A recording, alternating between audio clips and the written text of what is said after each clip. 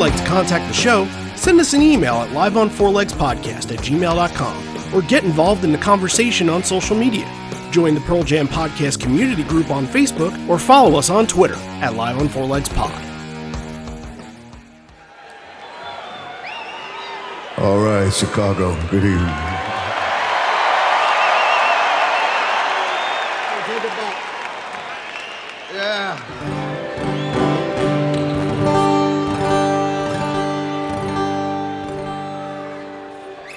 Well, damn it, we feel so blessed to be back in Chicago.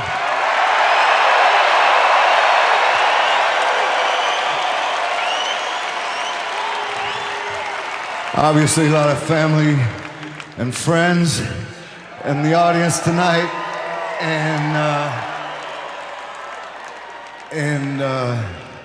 family that became friends, friends that became family.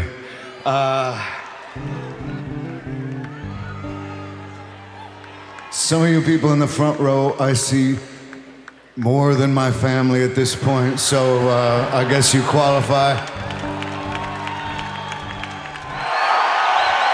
And away we go. You're listening to Live on Four Legs, the live Pearl Jam podcast experience, featuring Mr. Stone Gossard.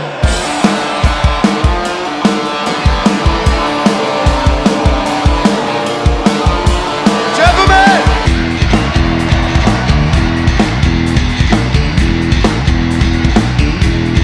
Mama Queen!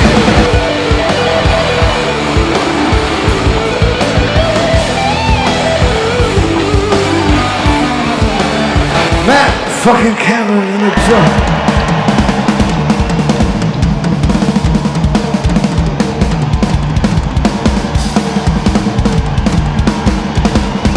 Mr. Boom Gasper!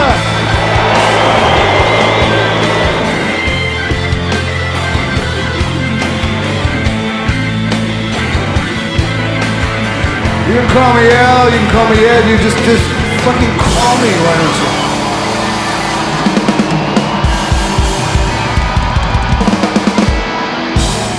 Hey everybody now, welcome to Live on Four Legs, the definitive live Pearl Jam podcast. And it's this time of year again. It's December, and we get to be in this position to get a little bit of nostalgia brought back into us on what we had just witnessed on this past tour this year.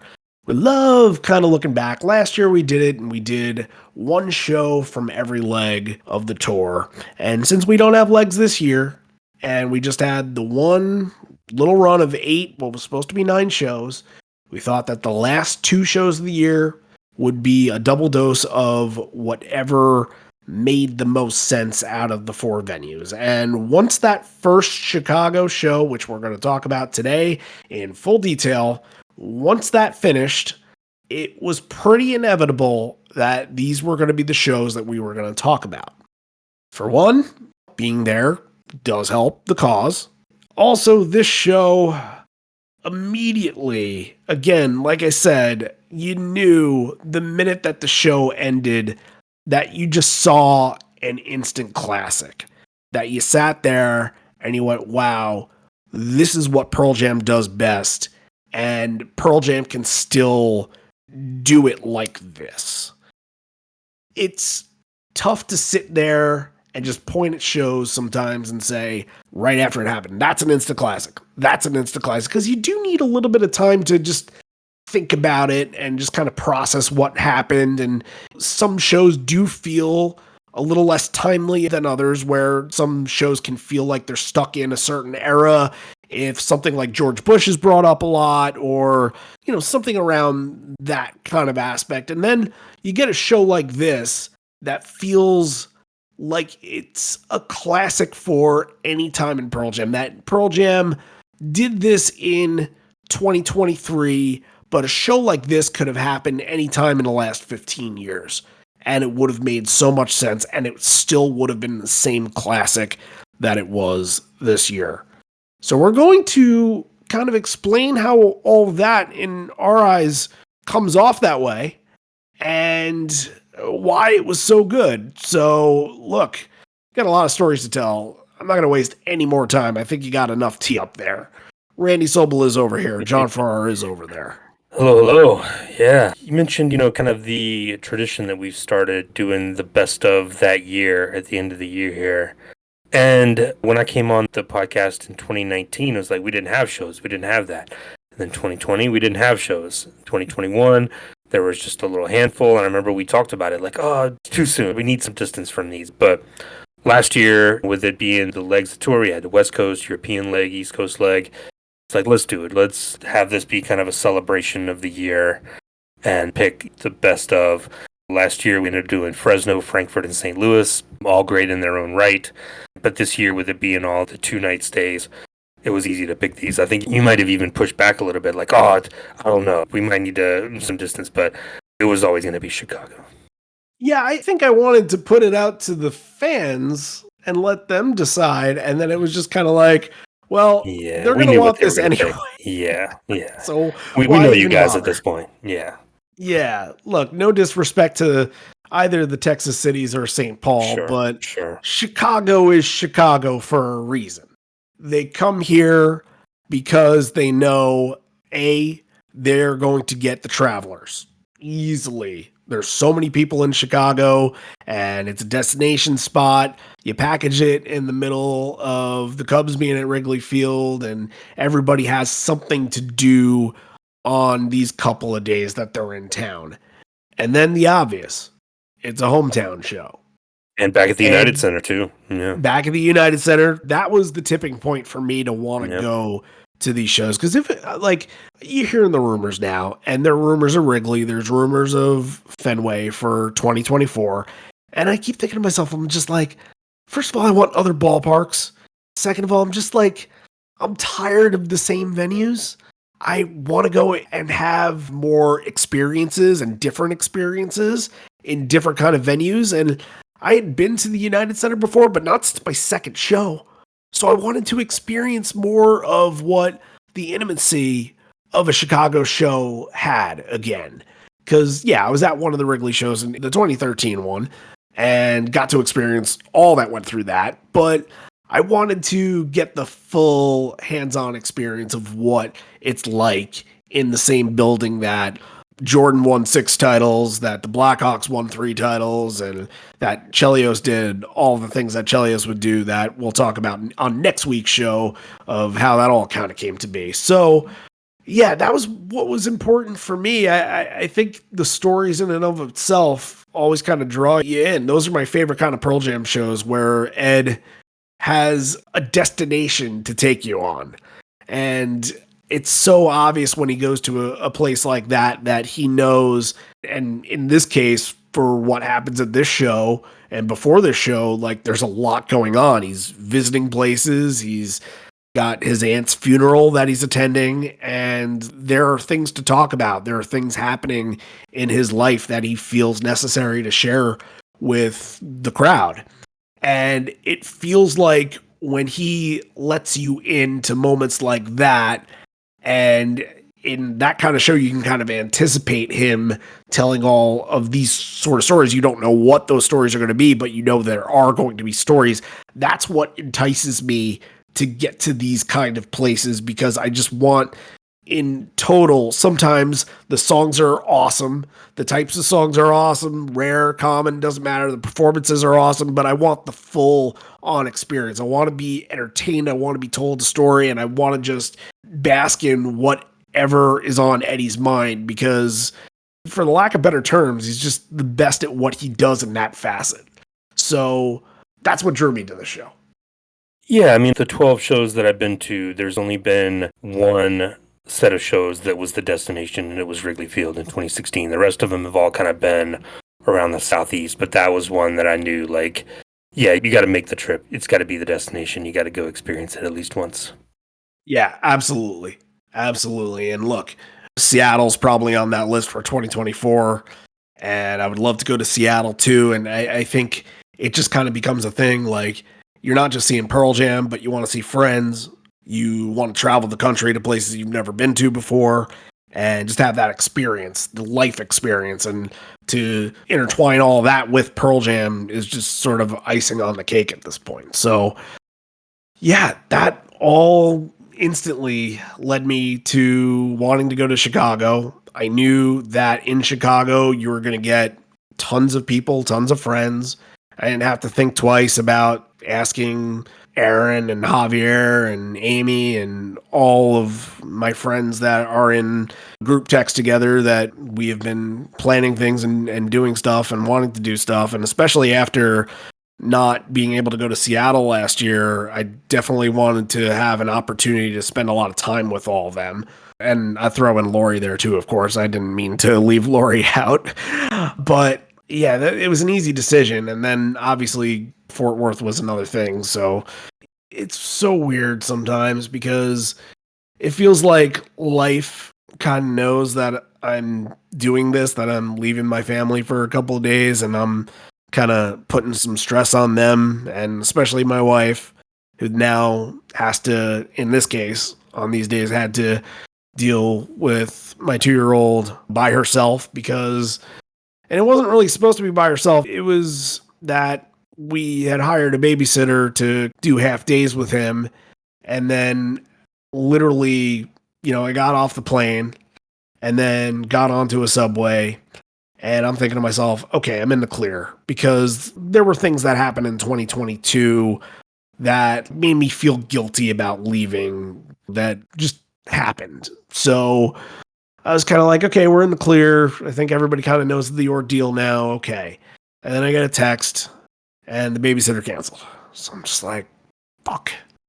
I was really so guilty in that moment that I was so close to saying, I'll just come home. I never want to do that. But at that point, I felt like because of all that has happened and all the shows that I've attended since Ben has been born, that I have put them through a lot. And then I just didn't want to see that strain on them again.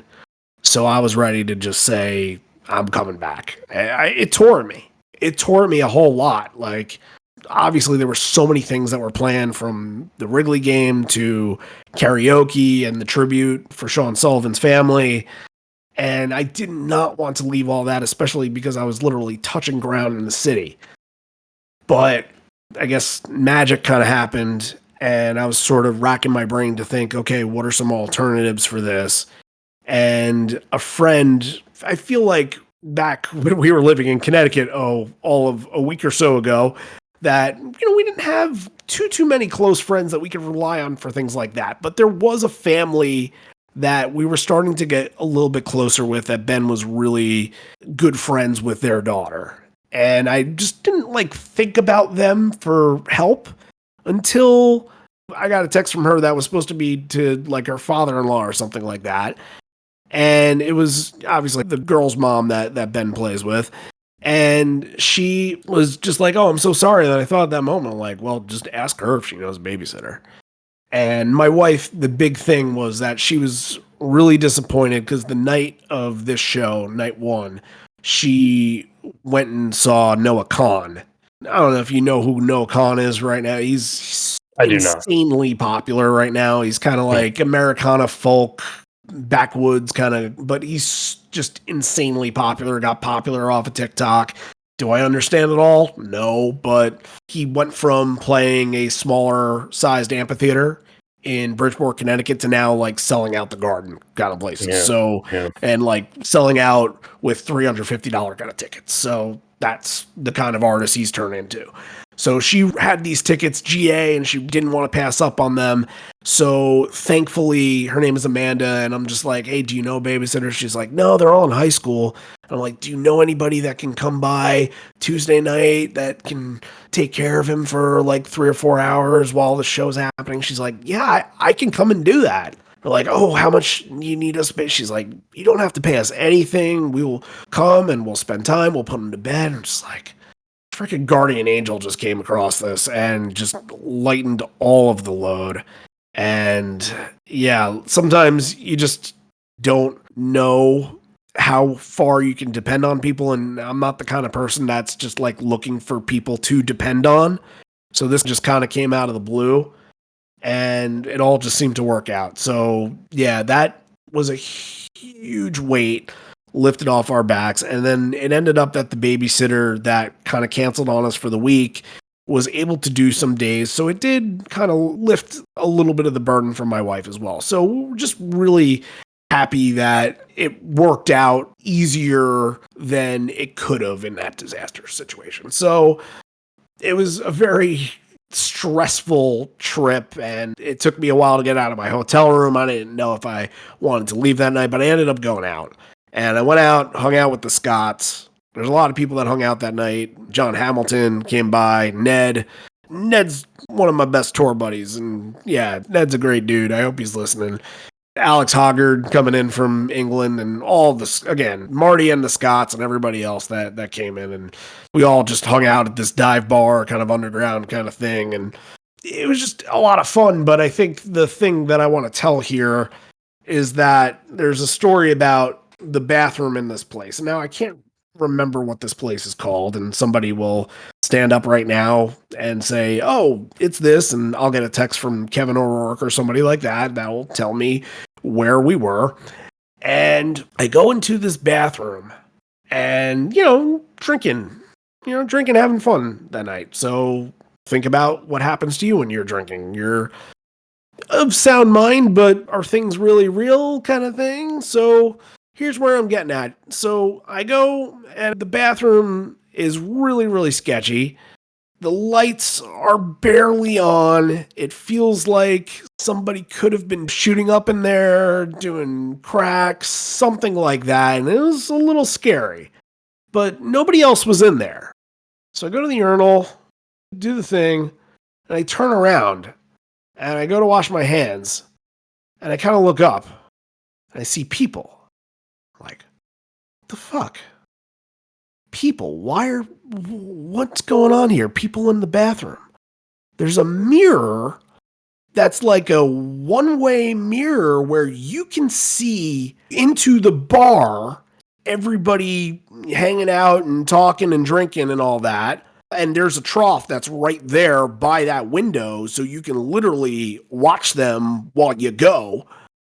And thankfully, they can't see you inside, but it's a trip to when, no, that's too weird. I don't like that. Too weird. Yeah, especially when it just sneaks up on you like that. And, I got out. I felt a little shell-shocked. And then I went back to my table and, where we were hanging out. And I told Ned, I think I said to him, like, have you used the bathroom yet? He's like, oh, God, yeah. Oh, it's nightmare fuel. And then Marty was like, all right, let me check this out. And he comes back, he's like, I will never go back in there again. It was literal nightmare. Holy moly. I wish I can give you guys the name of this bar so that anytime you're in Chicago, you can avoid it. Streeter's Tavern. That's the one. Yeah. That's the one. Streeter's. Yeah. So that story's out of the way. Get to the next day, get up early, go to the venue, merch. Y'all know the merch thing. And you get to talking to all these people. I wish I could shout out every single person that I met from this weekend. It would be so much easier. And I got to like what I thought was the back of the line at one point, because I started talking to some people that we had actually talked to from the St. Paul show when we did the after show, that they were kind of involved with the show a little bit. So I got to talking to them. And then I noticed that, well, the line's not moving at all. What's going on? How come nobody's lining up behind us? And I asked them, like, you guys in line? They're like, oh, no, we're just hanging out. Shit. Okay. So I go and walk. I take a turn. I take another turn. I take another turn. And thankfully, I'm bumping into a handful of people that I know. And then I see Ryan Morden, and he's by himself. So I'm figuring, like, okay, I got Ryan. I'm going to sit with Ryan, hang out with Ryan for a little bit. So we hung out, and we were in the shade, and it was nice. And there weren't a whole lot of people around. And again, people bumping in. And it was actually, for as hot as it was that day, it wasn't a terrible wait. Then there was a whole merch truck situation where, I don't know, the truck register wasn't working or something like that. So They had split the lines where some people that were up to the truck were kind of stuck in line, but we kind of moseyed our way over to the inside merch and kind of waited in the inside, which was great because that was all air conditioning and everything like that. And that's where I bumped into Jason Brown, who is like the savior of this whole entire trip for me, because Jason, I mean, I don't know what I did to deserve his kindness, and a lot of other people say this about him. Just throw this out there, and he's probably laughing to himself right now, like, I did nothing. And I had some shit tickets for both nights, and unfortunately for the first night, Joey was supposed to come by and be my ticket buddy, but he couldn't make it due to some school obligations and things like that. So I was kind of stuck by myself in like section 309, row 16 or whatever. And I really just wanted anywhere else in the building. I didn't care if I made the money back for the other tickets. I knew I wasn't going to. Just get me anywhere else in the building. And Jason's like, all right, I got something I can hook you up. And he got me together with his buddy Jim. It was great. And I'm always skeptical on if I'm sitting with somebody that I don't know how is going to react to the Pearl Gyms, because I sat next to people, like I sat next to a friend's dad one time. I barely like blinked an eye and showed no emotion. I'm just like, I feel really uncomfortable. I sat next to like another just friend of friend kind of thing.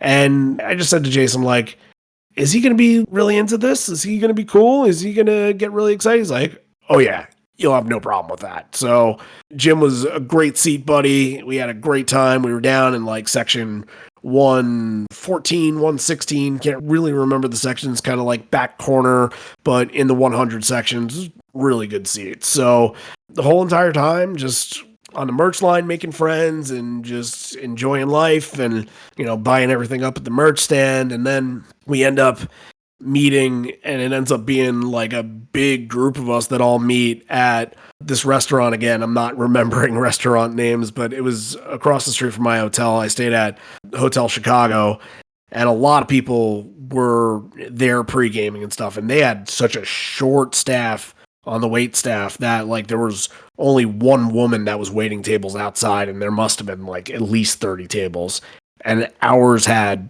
at least 15 people there. So friends of friends, and then people that is like just texting me out of the blue, like, what are you doing? And there's more people gathering. And I just want to kind of throw this out there because a long time ago, we had a guest on this show that was really our first major thing that happened. It was our first guest that wasn't part of the Pearl Jam universe, but was a huge Pearl Jam fan, that wasn't a friend, and was somebody that put us on the map a little bit when talking to, because of some of the things that were happening at the time. And that happened to be, he's no longer in WWE, he's in AEW now. But if you remember Edge from WWE, he's goes by his real name now, Adam Copeland. He was somebody that we got to interview at that time, and I had kind of kept a relationship with him and kept talking to him throughout some of the years. So like maybe 2 weeks before the shows, I say to him, I'm like, hey, are you going out? Because he went to Camden last year and I had no idea. And I'm like, shit, sorry I missed you, man. That really sucks. So I wanted to make sure that if we had a chance to meet, that we should. And 2.5 weeks before the show, he's like, I don't know if I can. I really want to, obviously, but yeah, we just got to see what's going on at home and all that. About a week later, he's like, all right, I got my Chicago ticket. Like, shit, hell yeah. All right, awesome. Let's hang out. And I grew up a wrestling fan. I grew up a fan of his. And like now he's coming to a bar and he's going to hang out with all my friends and become like friends with all of us. And I didn't want to make a big deal of it because it's just a normal dude. Like, I didn't want to be like, he was a WWE champ. Like, who cares? So people kind of saw him. They saw his stature that I was hanging out with, and they were just like, hey, okay, what's up with him? He was wearing like an Andre the Giant tank top. And people stopped and they said hello and they wanted to get pictures. And I think it was Brian's wife, Karina, who just kind of kept looking at me eyes like, what's up? Like, who is he? So I kind of took her aside and I whispered in her ear, like, oh, he's a famous wrestler. And she's like, oh, okay, I get it. Like, I didn't introduce him as like, it was my friend Adam and all that, and just kind of made it casual and all that. But it was just kind of funny because so many people would come up to us and while we were having a conversation and wanting to get pictures and wanting to talk to him and all that. And at one point, somebody actually like recognizes me and starts talking to me instead of talking to him. And then asks me, is like, is it okay if I get a picture with him? I'm like, I'm not his handler, man. You do whatever you want. He's such a nice guy. He's so gracious about it. He's like, absolutely. He took a picture with everybody and it was just awesome. Just really awesome guy to be around. And anybody that's been following this show and kind of knows that we did that interview and all that, I just wanted to put that out there because, I had posted pictures and things like that and people are like, whoa, is that him? Is that him? And like, I didn't want to, again, make it a big deal because I don't see him in that like fame sort of way. I see him as a friend, but I was excited that I got to meet him and become his friend. And again, I'm not talking to him every other day sort of thing, but we talked afterwards. We're like, we definitely have to do a show again soon. So hopefully this coming year, we can get together and just create some more fun memories and all that. So I just wanted to throw that out there for anybody that had seen rumors or anything. So yeah, just normal shit, just friends hanging out. So yeah, from there, get into the building. Found out that the clear bag that you can only bring into the arena, apparently I couldn't bring in that clear bag, so I had to go throw it in a trailer somewhere. Then went up and hung out with people and just gathered together and drink and eat and just enjoy the show. I saw 0 seconds of Inhaler. That's fine. Did not go there anticipating to see them at all. So, but again, I think it was just great to be at a show where so many friends can just kind of gather together and hang out. And, you see people with shirts and, I saw people with touring fan shirts and saw a lot of random people with Live on Four Legs and the tour shirt that we made. And just kind of funny to bump into those people and be like, hey, do I know you? It's like, yeah, kind of. Oh, okay, cool. But yeah, my shirt, that's awesome. So it's cool. Like that stuff is still pretty new to me and still not like kicking in that's real just yet. But look, it's exciting no matter when it happens. So, well, I think we can get into the show now. I don't think I have any more stories. I'm sure that somebody's listening, like Aaron or Jason, and like, hey, you forgot to talk about this, but maybe that's something we could talk about at the party tomorrow. If you're listening to this on Wednesday, we'll talk about that later. But I think now is a good moment to get into the songs. So, 'tis Chicago, 'tis Ed's hometown, 'tis more times than not going to start with Release.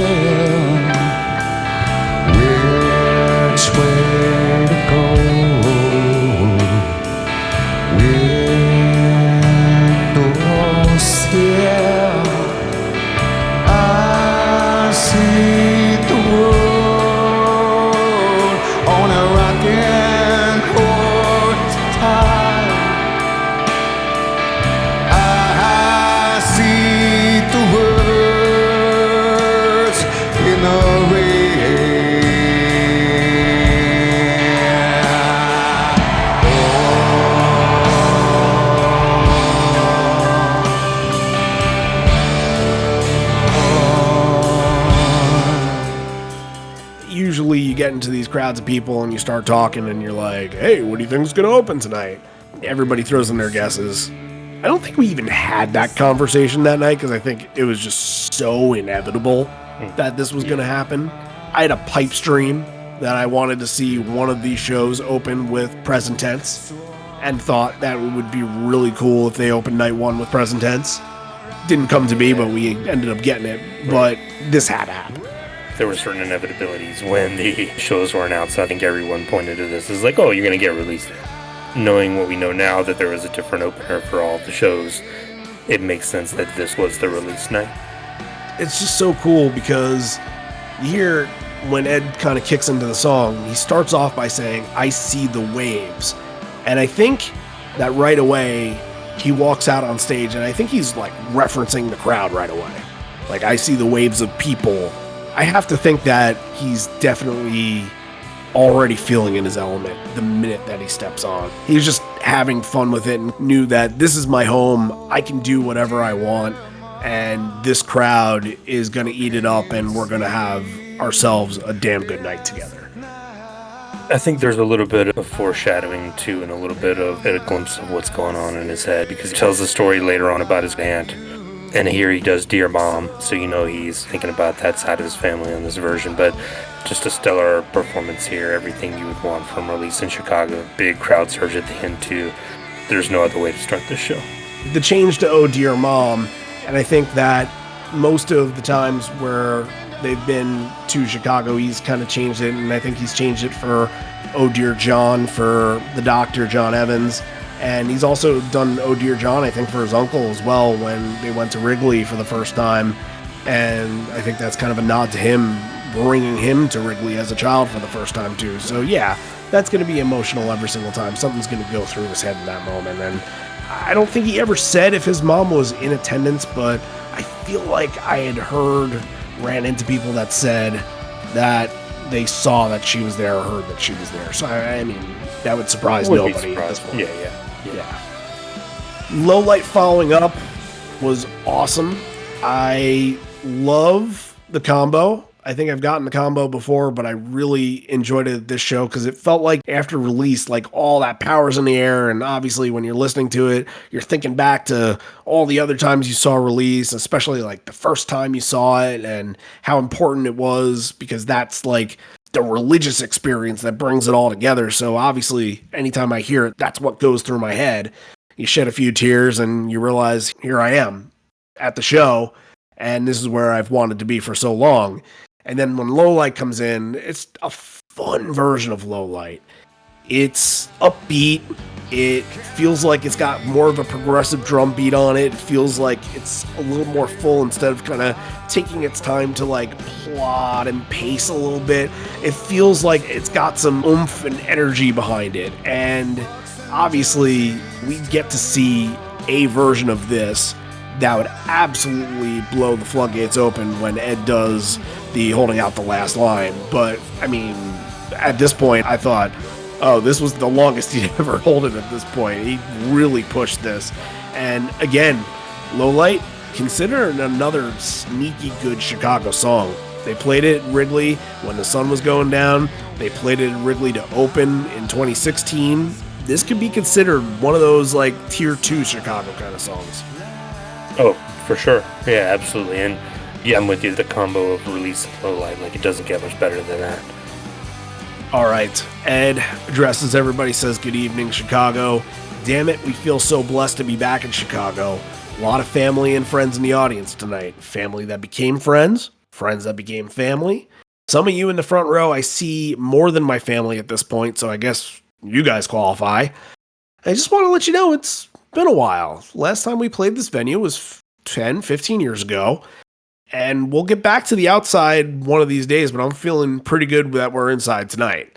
He's kind of going off. He's saying, grateful to be in from the heat on this September 5th, 2023, the year of our Lord. And when I say Lord and 23 that close together, I think of one person, and that's Michael Jordan. And then kind of spurts out Black Jesus. So a big job to add to the history of this building, but with your help, it might be possible. Speaking of friends, this is for Carrie, Sarah, and you if you want it, getting into Just Breathe. And I'll package that with Retrograde because this is a solo Ed version of Just Breathe. It does not have the bass. It's very disappointing, but we can take at least another second on it to talk about it because weirdly, Just Breathe was next to nowhere to be found in 2022. He had to wait until the last show in Denver before they brought it out at all. So, I don't know. I always feel like it's weird at these times. Like, I get if you want to play it to open up an encore and play it solo, that's cool. But, like, to have the band leave the stage and then do it always feels a little weird to me.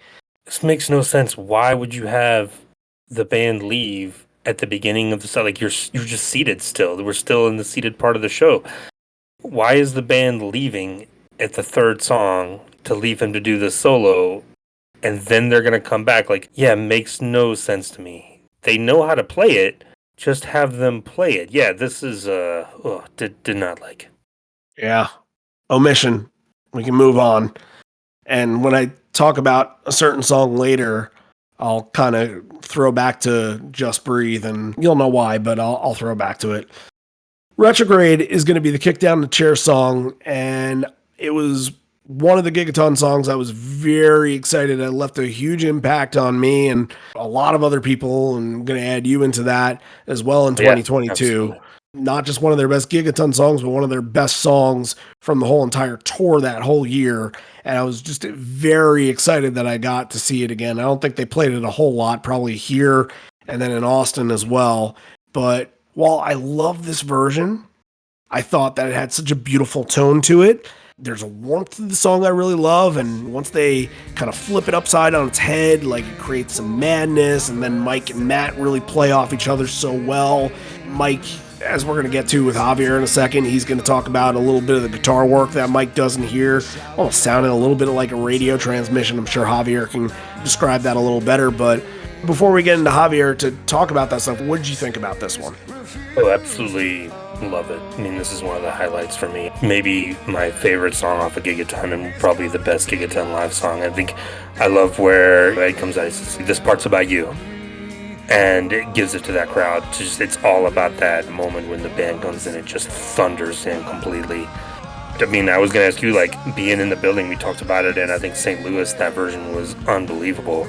How did this compare, like, being in that building for that big part where Mike just throws the gauntlet down and the band just tears it apart? Like, was it as electric in that building as it seemed? Well, I'm glad you asked, and here's how we're going to spin this. Let's talk to Javier first, because I don't want to lose the point with Javier, and then we're going to come back, and then we're going to talk about that. So I'll leave you on a little bit of a cliffhanger. So here's Javier, and then we'll get back to this. Hear the sound in the distance now. This part's about you. It could be thunder or a crowd. Could it be a crowd?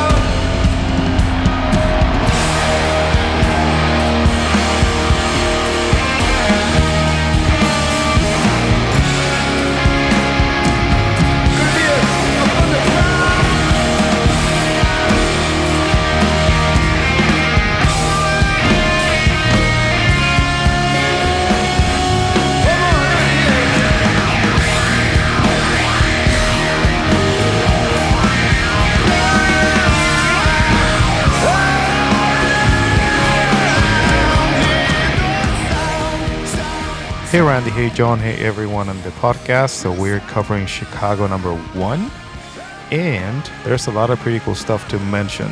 Okay, so back in April, when I had the opportunity to go check the Rockfords live over Record Store Day in Seattle, I really pay attention to what Mike was using on his side of the board, even though that is just a little smaller board compared to what he uses live with Pearl Jam. There was a new thing that it was kind of like unique for me. So in the 70s, Neutron, this brand, created a pedal. This was supposed to be like a new take on wah pedal. So you have an envelope filter and a sweep filter combine in both flangers that you can trigger at the same time. So this pedal got very, very, very famous because it was used in the song Higher Ground by Stevie Wonder. Anyways, this pedal was discontinued. Unfortunately, now it's very sought after, and it created a plethora of like different kind of sounds or stuff like that, and it's just very, very unique. Then in like late 70s, getting into the 80s, the brand Rearviewmirror created something called the biphase dual phase shifter pedal, which is based on the Mutron 3 that I was mentioning before, which is a very authentic recreation of the pedal. Again, envelope and sweep filter, so just so you have two flangers or two filters going up at once. So Mike started to use this with the Rockfords, but apparently he liked it so much that he moved it to the board that he's using with Pearl Jam Live right now.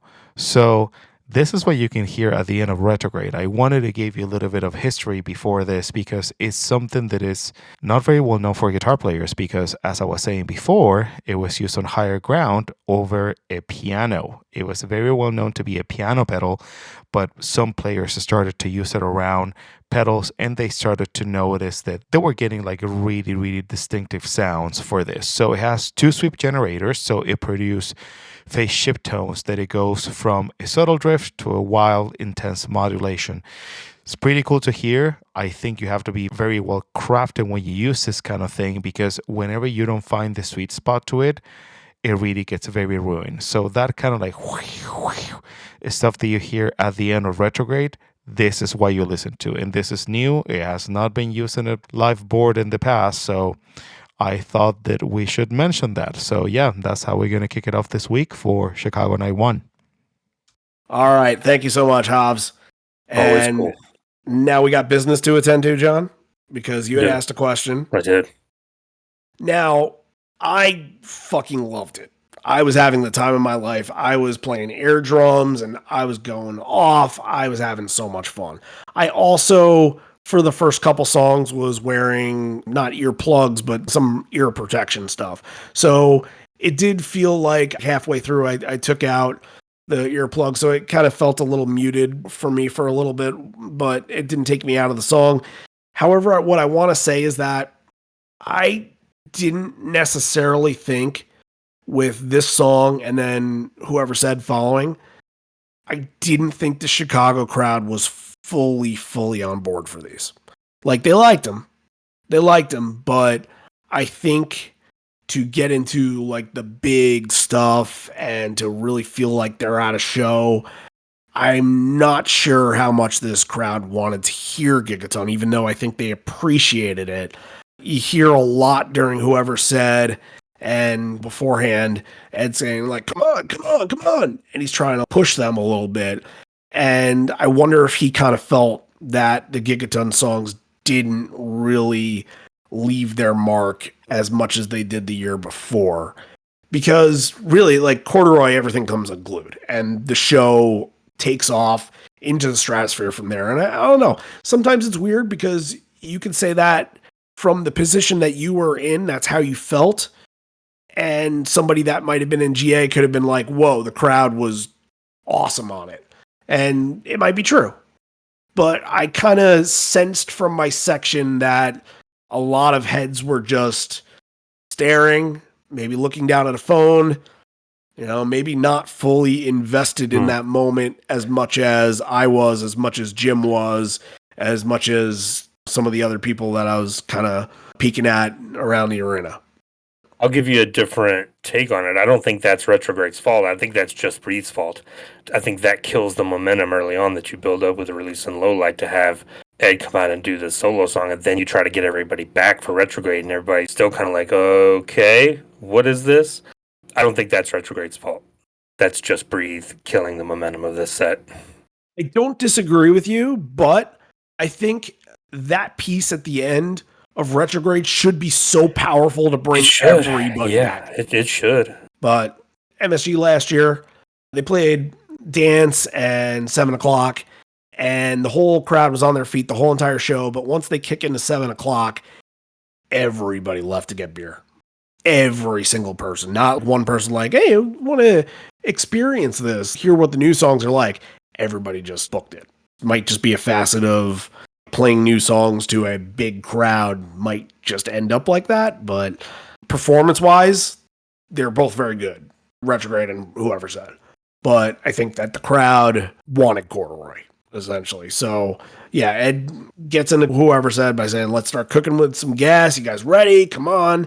And, the weirdest stat that I can say that I have right now is that I've seen whoever said for 8 straight shows. Yeah. But yeah, that's how much of a role they were on. It happened to all be at the point where I was going to see them consecutively. Once we get into next week's show for night 2, they probably should have played something else instead of whoever said it, especially because, again, not sure if the crowd wanted back-to-back. Yeah, in the same spot. Yeah, back-to-back Gigaton is tough. Like, I get it if whoever said was pushed to, like, mid-set or a little bit after Corduroy or something, but this is supposed to be the pump you up moment. This is supposed to be where the crowd gets fueled.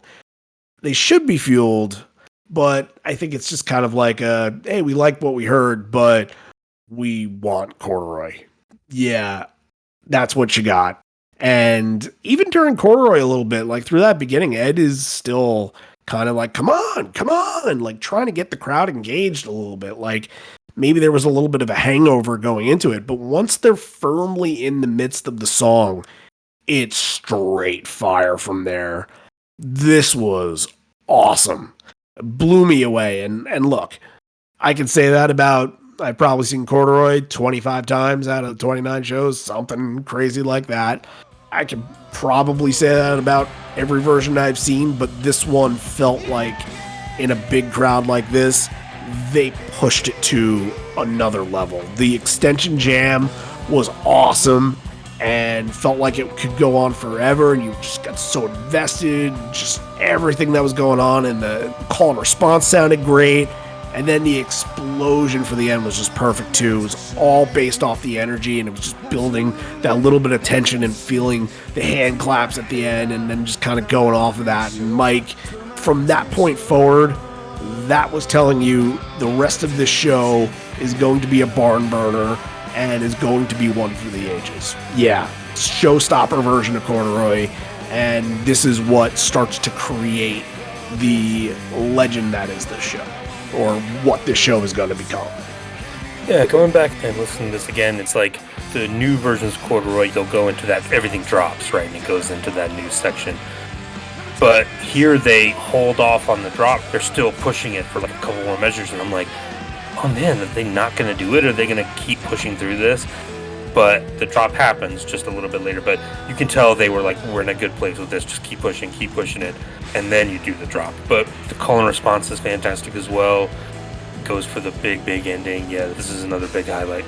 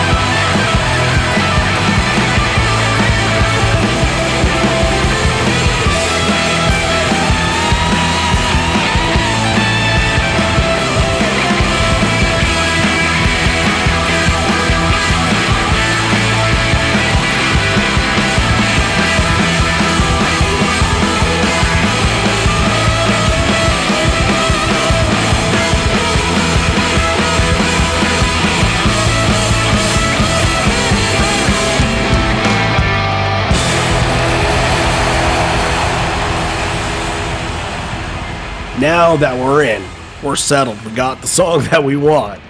And says everybody, all right, everybody good?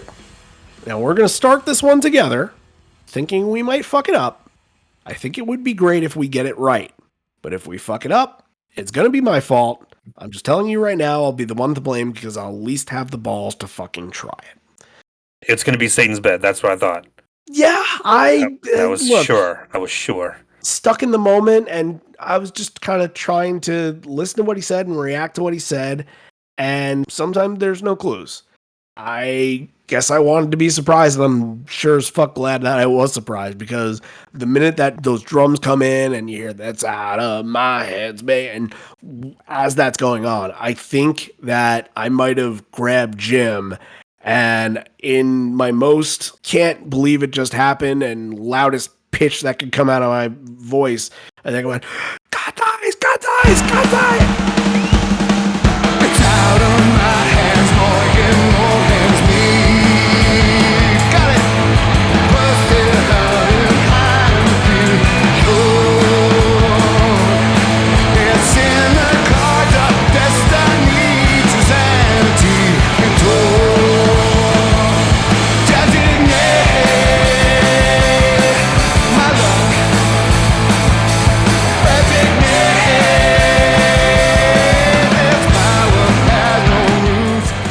You put some songs on a level of like, do you think you'll ever get a shot to see them?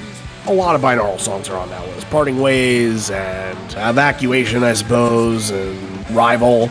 And God's Dice was kind of right there as one of those that I'm like, I'll never get it. It's never going to happen. It's just not a song that I ever see.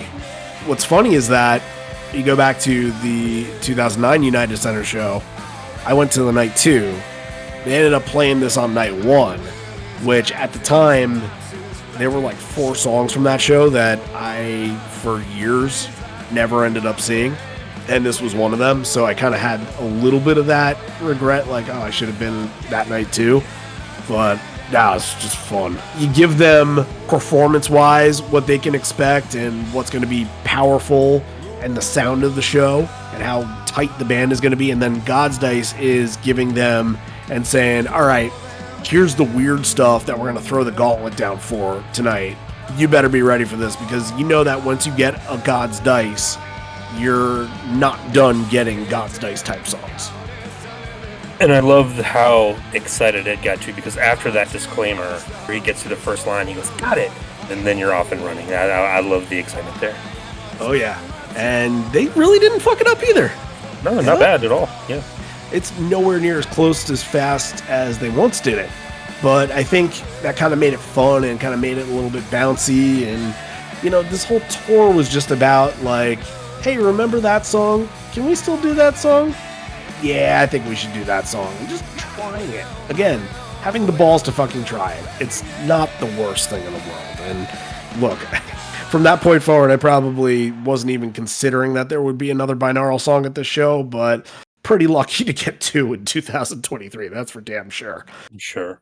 Faithful following up on that. Again, you're not playing around. Once you go into another song that's pretty uncommon to hear nowadays, you're not screwing around with this. And Faithful, I think the response from the crowd was perfect, because you need the crowd on this to have a big version in this day and age. Like, you can have a good version and have it sound good, but like the crowd nowadays kind of gets the meaning of the song and kind of attaches it, and it's kind of an identity song, to where a lot of the times we call ourselves the Faithful with 2 L's, and it just kind of goes hand in hand, and people hear it and they get really attached, and everybody can sing we all believe, and it was just fun. Like, I used to love the song so much more than I kind of do now. Hearing this again kind of brings me back to like, okay, Faithful's pretty great. I get all of that, and all that's intangible stuff. As for the performance itself, it's not the best version of Faithful. I think this is tuned down half a step. It does sound a little weird, sound a little off, and Ed is definitely not pushing his voice on it. He lays off a little bit, doesn't go for it full throat. So not a perfect version of Faithful, but I get it. It's a yield song. It's going to push all those buttons that you're going to get. But if you're listening for the pure 1998 version, you're not going to get it here. Like, again, experience over, like, that's where the bootleg versus the moment kind of comes into play, and I think the moment wins out for that. Ed goes off before Quick Escape by saying that this is a science fiction tale about a species that could see they were destroying their own planet, and on and on and on, and says it's science fiction, and then almost kind of forgets the name that it was called Quick Escape. Quick Escape on this night blew me the fuck away. Whoa. I think that this was all that I wanted from Quick Escape from 2022. And I liked Quick Escape from 2022, but I felt like it needed to boost the volume a little bit. It needed to show a little bit more power and a little bit more force. And this had this. Like, when listening to this, it was like out-of-body experience sort of stuff. Like, you know, I saw Tool years ago, and listening to Tool live and going through their shows and hearing how loud it is, it takes you back. It's the THX sitting in the chair kind of moment. It just all takes you back. And then the minute the song stops, you kind of have this moment like, whoa, what did we all just hear? And it's fantastic. Like, that's the same sensation I got from this version of Quick Escape. Everybody was just firing on every single cylinder in this. And when you look at shows that you can dub instant classics, you have to look for things that are kind of outside of the headliner topics, like what would come later. And you look at how good were the performances of, I don't want to call Quick Escape a pedestrian song at all, because it's not, but like of the meat and potatoes of the set list. You're not looking at a set and saying Quick Escape, that is a rarity, or you're just thinking like, oh, that's a killer song, but like it exceeded that bar. But from what this kind of show is, and how this kind of show gets considered to be instant classic, these kind of songs need to exceed that bar for this to be a memorable show. And that's all that transpires here. And it's probably, for my money, the tightest that I've ever heard this band on this song. And I think that's saying a lot. Yeah, I mean, it's all about Cameron has one of his best performances in the night here. Him and Jeff together just lock it in completely. Even Ed doing the little like countdown spaceship talking bit, that can feel a little thrown off the cuff or a little bit rushed a little bit, but here he nails it completely. And maybe this was the inspiration for him doing that voice in the clip for that movie, that they heard this and they were like, oh, we need him to do the airport voice. But yeah, Wait, just I thought that was Hal Liggett. yeah, oh, Hal Liggett, yeah, just maybe along It wasn't Ed or something. But Hal. yeah, just an absolutely incredible performance. I mean, you've already gotten, in my opinion, the two best live Gigadon songs already in Retrograde and Quick Escape, so anything else after that is gravy. And weirdly, 4 Gigaton on this night. It feels, again, strange for the most played 2023. album. Yeah. Wow. I didn't even recognize that, but Yep, they spread it out. you're right. Yeah, it wouldn't be like that for night 2, but we'll get to that next week. So Ed mentions here, Jeff put the band's attention on a show called The Bear. Ed got excited because he thought it was a show called The Bears, because it was a Chicago show being about Mike Ditka and Mike Singletary, Walter Payton, and all those guys. So he said, my friends and myself had worked in restaurants in Chicago back in the day. If you haven't worked in a restaurant, you think they're making this shit up. They are not. I can attest to that. I've worked in some restaurants too. It can get really intense. Oh, yeah. Yeah, I've done it as well. I still wake up with waiter nightmares 30 years later. Waiting tables at 2 different restaurants across the street from each other. I have all these plates on my arm, and then the light won't fucking turn green. That is a nightmare and a half. Like, talk about your going to school naked and like losing family members and all that, but like that one turns your stomach because that feels like it could be real. So he wakes up from that, says, thank God I'm in a band. And then Jeff says that this song was one of the coolest visual usage of one of their songs that he's ever seen in a show. And I think it was pretty inevitable that we were going to get this mention, because it's not all the time that the actual band would promote that they had some music on a show. And they did for The Bear. They put it out on their social media because they had Animal, they had Come Back, they had Throw Your Arms Around Me. I think that was a solo Ed.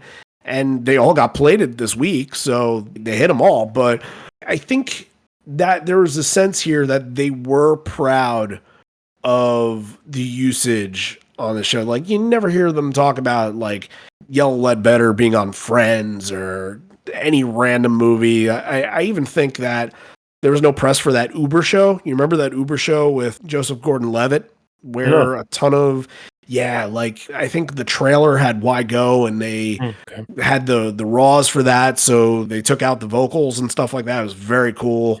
Rearviewmirror was another one that was used on that show. I don't think the band talked about that at all, but and when I talk about the band, I mean their socials, newsletters, and stuff like that. But they talked about the Bear a lot, and they wanted to make sure that people went out and watched this show and looked out for not just Pearl Jam songs, but REM songs, Wilco songs. Yep. Refused. Great soundtrack, absolutely. I mean, this is really is. This is one of the best things that's been on television in the last few years. Like, I love the show, and Animal actually closed the first episode right as the credits rolled, and it's absolutely great use of it. And actually, you mentioned, Come Back and Throw Your Arms Around Me. They actually use live versions of that for the show, so you know that the people in charge were definitely fans, and they definitely knew what was up. And then they actually, in season 2, they go back to Animal in one of the episodes and bring it back and kind of let it have another moment there. So, yeah, I'm with you. This was weird at the time. Like, I didn't think we were going to get this. It felt a little off, but they work it in really well. And then the performance is just fantastic. Again, another Mike performance out of the stratosphere. Yeah, really bouncy and buzzy. Like, the buzz from this song was really cool because it wasn't like fully down tuned, but you could tell it was like a little bit lower and darker than usual. And I kind of like when Animal's been sounding like this, and maybe it's the way some of the guitars that they've been using it for, especially Stone. That's the Javier question, but I just remember the reaction after mentioning the Bear was just massive, and everybody was really into it and doing the 1, 2, 3, 4, 5. I saw hands all around, and I saw everybody, when Ed throws it to the crowd, I'd rather be, and this was so much fun. And I had planned to, at karaoke, make Animal like the one that I wanted to focus on, but after seeing this on this night, I'm like, I'm going to tear it up even more tomorrow. Just you wait. And that was a real fun one. So great buzz to it, great pace, and Animal gets you all loose and excited and gets some fun in you. And going back to that, how you make an instant classic, there's a lot of ingredients here that go in with the recipe, and I think one of the more important unsung ones is that the show can turn on a dime at any moment, where you can just be having fun, you could be rocking out and enjoying Pearl Jam, and then they can take you in another direction in a snap of a finger. So Ed would go on here to say that the night before that he attended his Aunt Sandy's funeral, and he just kind of talks about her a little bit, and he kind of talks about just like what it means to have somebody in your life and the impact that somebody can put on your life, and what it means to not have them and not be able to kind of share those moments with them anymore. And he gets really emotional with this, and you watch him during this and you just get drawn into the moment. It doesn't matter what song is going to be next. You're just listening to him tell a story of his life, talking about her children and grandchildren being in the audience, his cousins. And when you stop on a dime like that and pivot, change directions entirely, throws everybody for a loop. That's what gets you. When you mess with people's emotions, it shows. And then right after they do Light Years, you're going to go right back to an upper with Even Flow. Like, you're really swinging the mood of an audience. And again, it's not like he's trying to be like Maestro and do that per se, but he knows he needs to get some emotional moments in this show. And to balance this out with the other family story that he's going to have in the encore, I think it just all worked magically from that perspective.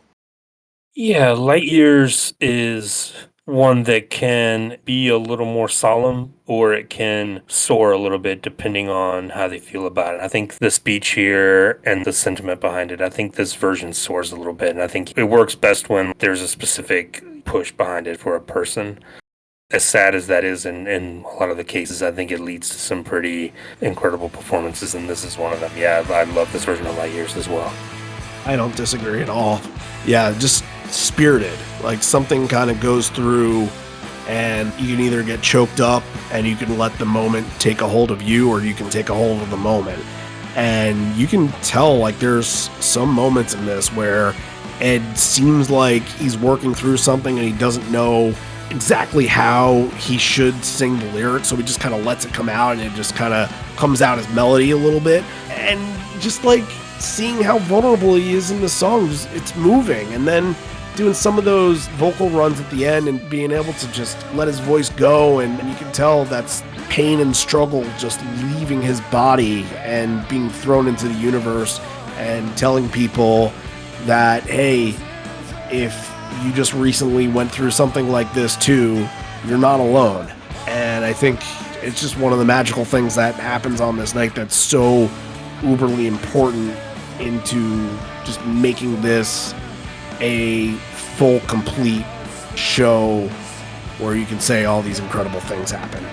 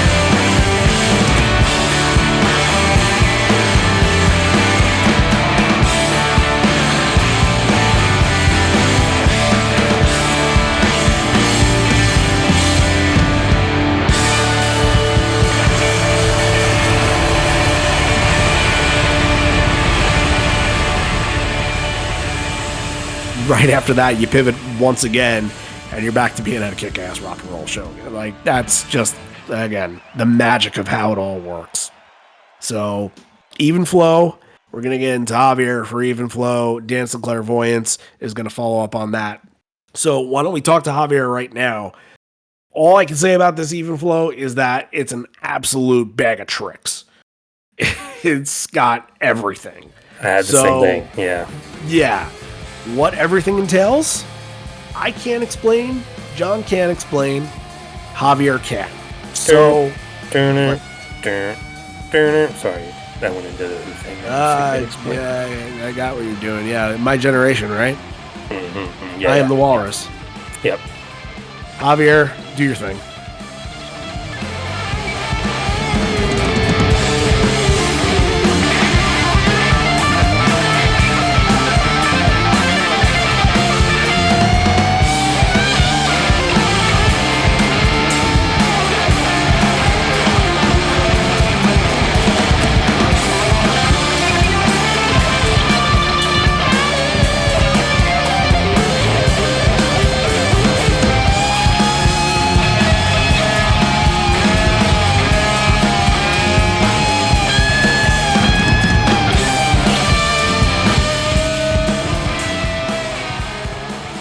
Probably wondering, like, okay, why Even Flow? We have heard that song like a bazillion times. Well, there's some stuff that we need to mention too, because for this tour, there's no Tooth Screamer on the board. For none of them, which is extremely rare, since they always tend to run Tooth Screamers on their boards. But I wanted to spend a little bit of time talking about a pedal called the Exotic EP Booster. Yes, you have heard that in the past, but now I wanted to dig deeper in what it really does. So, whenever you hear a solo from Mike or Stone, you usually hear this kind of like click on the recording, and then you will hear like this, like you have like a bunch of more air over the amp. That is being made by the EP Booster. Now, sometimes when you have a boosted signal over like a very, very, very loud setting, or in this case, a combination of amps, sometimes you're going to lose a lot of definition and sparkle. So what the booster does is actually is going to add some high end, adds definition and adds sparkle. It's kind of like you have like a little extra flavor over the guitar tone, and everything sounds extremely well articulated and extremely well defined. Now, The challenge is that for sometimes, like when you have like super bright instruments like a Fender Strat, like he uses for this kind of song, this pedal is going to complement and it's going to fix that super high end and that brightness that the instrument has by itself, and it's going to correct it, and it's going to create more definition so you can hear whatever like a Univibe is added or a wah pedal is added. In this case, there's no Univibe. The Univibe was removed for this tour, and now there's only an MXR Phase 90 that is being toggled in between the speed for low and fast, and he does that when usually he gets to the floor and he rolls the knob all over to the right. But if you're wondering like why so important, it is important because again, in bright instruments as Telecasters or Stratocasters, this is going to help to define your sound. It is not going to get all over the place since you're playing to a louder volume and you want to get in front of the mix. Now, the other element that you need to consider as well is you're adding a third amp. In this case, he's adding the twin reverb, the one that's in the bottom, in the left, and that's going to kick in whatever he's doing a solo, so most likely that's going to add a lot of brightness to it. This pedal is going to tame that, since Fender amps, they tend to be a little bright by default. So yeah, that's the other one that we need to talk to this week. All right. So Javier loves what Mike had on his board during this tour, and I'm sure he went through the whole thing and just gushed over it all. He told me on text that he said even Flow and Alive at this show were just out of this world, and I don't disagree with him at all. Yep, great stuff, great version here. And now let's get into Dance of Clairvoyance. And really not much of the song, but it's the talking before the song. So Ed sees a sign in the crowd and he's like, whoa, is it your 50th birthday or something? And kind of rereads it. He says, 50th show? Well, what did I get you last year? And the guy just screams out, rats. And just creates just a really pretty hysterical moment. Then Ed kind of goes into this thing like, that was pretty thoughtful of me. Didn't know that you were going to be here, so I guess I got to come up with something else. Anybody got a hamster? And then he was like, I want to deflect from this conversation as quick as I can. So turns out that the next night I end up meeting this guy who it was his 50th show and said that he got rats for his 49th last year. And his name was Chuck. And I got to meet his wife and his son. And they were all waiting for the show in GA and doing it all. And yeah, it was just kind of crazy. I'm like, so rats just kind of came out of your mouth? It's like, yeah, it's the first thing I thought of. I can't remember if he said he was at Nashville or not, but that might have come up. So we got to talking to them for a long time, and they're like New York, New Jersey people. So yeah, got along with them really well. And just kind of crazy that those things happen sometimes, that you just bump into whoever. There's just a small community like, oh, you were part of the show last night. That's pretty awesome. So shout out to Chuck. Shout out to Chuck right there and his family. So Dance of Clairvoyance right here. It does feel like a little bit of a buffer before you're going to get into kind of a triple-headed monster of songs that don't get played very often. So, well, pretty good and fine. It's the last of 4 Gigaton songs at the show. It probably wasn't the one that I was looking forward to seeing the most, but it was fine. Nothing against it. I think, again, shows like this need glue, and it was pretty good glue. It's not my favorite. Again, another kind of momentum drainer, but you put it after Even Flow, it's kind of a reset. But I will say that 2023 Dance of the Clairvoyance, I think, is better than 2022 Dance of the Clairvoyance. I think they've got a little tighter on it and gotten a little more locked in on it. So I'll give it that. So now Ed's going over and he's saying, I got an Irish crewman who takes care of my guitar. He's kind of like, all right, come out. And it's not an Irishman. It is a Greek. His name is Chris Chelios, and he's done some amazing things in that building, as you'll know from 2 nights later, where we will talk about Chris Chelios a whole lot more. It was kind of fun to see him come out with a guitar. I think other Chicago athletes have done that on Chicago stages before. I think Dennis Rodman, obviously. And then he gives a little bit of a shout out to another Irishman, as he always, anytime he's talking about Bono or, Bono adjacent, he says, oh, an Irishman. I've documented that so many different times on this show. He gives out a shout out to Inhaler, obviously Bono's son who opened. And he says, so this next one was written in Dublin's sister city, Seattle. That was kind of a funny tee into that. In My Tree, then Comatose, then Down. I think In My Tree was really the moment where I kind of took a second and I was like, this is legit turning into something incredible. You brought out some rare ones earlier in this set. Then you went through and you told an amazing story. You had an amazing version of your biggest hit. And now you're coming back to one of the most fan-serviceable songs that you can play. And from here on out, it's completely unpredictable. You can play just about anything and it would work. And this is formulating in my mind like, okay, this is turning from like A- A to A+ and not going to be topped. And it had been a long time since I had heard In My Tree. It was one I was looking very, very forward to hearing. And it really felt like my whole entire section was locked into this as well. It was awesome, and you're the In My Tree guy, so it was funny because I think I texted you and Dave, and I was just like, sorry, guys. But you were like, no, play it more. That means I get more chances. Yeah, dude, for sure. I mean, this is my favorite Pearl Jam song, hands down, and I'm not going to be bummed out if they play it anytime. Yeah, play more. This is a fantastic version as well. I mean, it's aided, I think, and I know you're going to talk about this too. We haven't mentioned Josh yet, but what Josh is adding to In My Tree really, I think, takes it to another level here. And the ending, just fantastic with Mike and Josh and Matt together. They can't replicate what Jack was doing, but they're getting pretty damn close.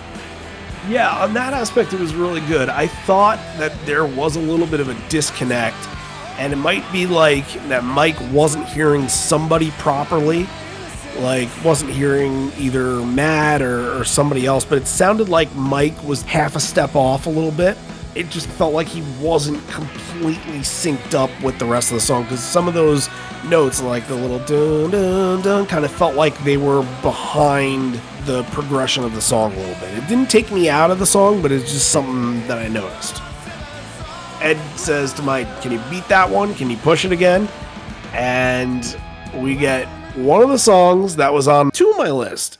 One, I don't think they'd ever play this again. And two, I don't think I ever want to hear this again because of how bad it was the last time that I saw it. And that's Comatose.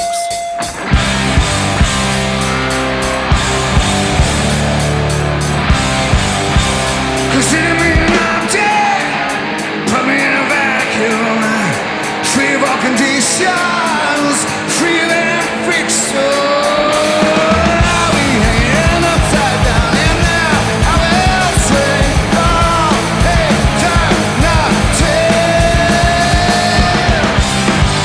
Feeling rising. This was a shock. I was seriously like, what the hell are they doing? Because going back, the last time that they had played it was Fenway in obviously 2018, and that version was a complete train wreck. And I said after that, they never have to do this again if they don't want to, because it is completely lost on the bridge. It is way too fast for what they were trying to go for, and I think they played it in an encore. And even thinking about songs like that in an era like this, they don't play fast like this anymore. It just doesn't seem to work as much, but they did it, and honestly, I thought that it sounded pretty decent. Ed really held his own on it too. Like, it wasn't a lot of trying to overdo itself, and it did sound like there was, and maybe this was purposeful or not, but it sounded like the solo kind of had an extra measure or so to it that maybe like Ed could take a vocal rest before going into the last piece of the song. But honestly, I was pretty impressed. Yeah, another one that's definitely tuned down when you listen to on the bootleg. You're like, oh, this doesn't sound like Comatose, but I think I'm with you. I didn't mind it. Again, you're spot on about Fenway. I remember listening to that and being like, oh no, don't do that. And it was down-tuned at that show too, and I Yeah, likened it to the brown noise. That's how bad it Yeah. was. Yeah. But yeah, I mean, this felt like it had some energy to it, and like he gives Detroit a little shout out during the Pistons line, so he's in the basketball arena, he's thinking about basketball, which kind of ties It's into so the theme weird. a little bit.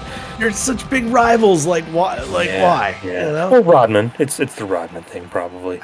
Yes. But yeah, I mean, Comatose for like, it should be one of my favorite songs. Like, it's a fast one, but I almost never go back to it.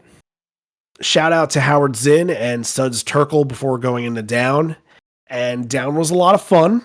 Down is kind of one of those, it's not the same vein as All Night for me, but I do get it a lot. It's obviously been played a lot more than All Night, but it does feel like at times when you could get another Lost Dog, it's like Down. I'm like, I have seen it before, but I'm at the point now where I just don't give a shit, and I just have fun with it, and it was a pretty fun version, but it does feel like Down, kind of in the same way that Dance of the Clairvoyants is just like one piece, just preparing you for the next big moment, if you know what I mean.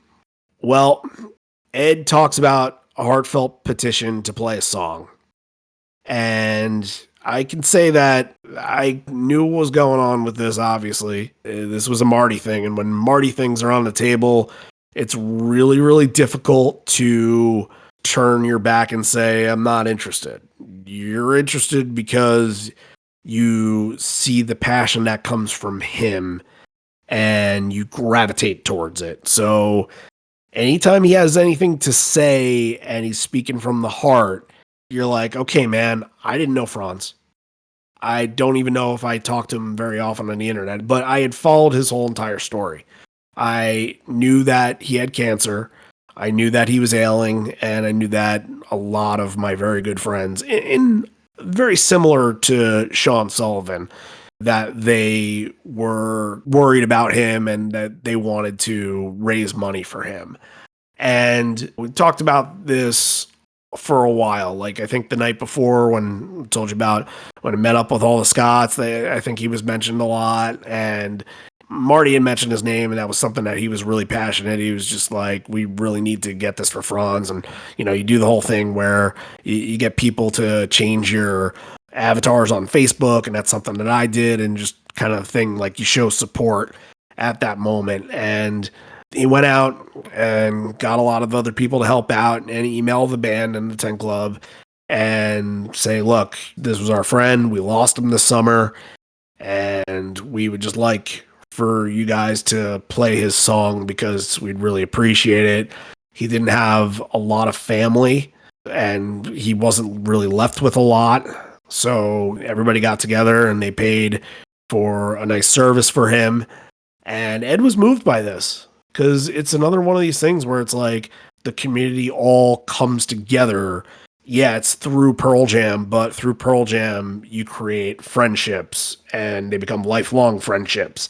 And while it's like the base of why you are friends, the friendship is so much stronger than the reason you're friends, you know? It's greater than that, and I think a lot of people felt that about Frans. I told Marty the whole entire time, like, I think that this will be really important if this happens. It's a beautiful story, so we're honored to honor him. This is what he wanted to hear.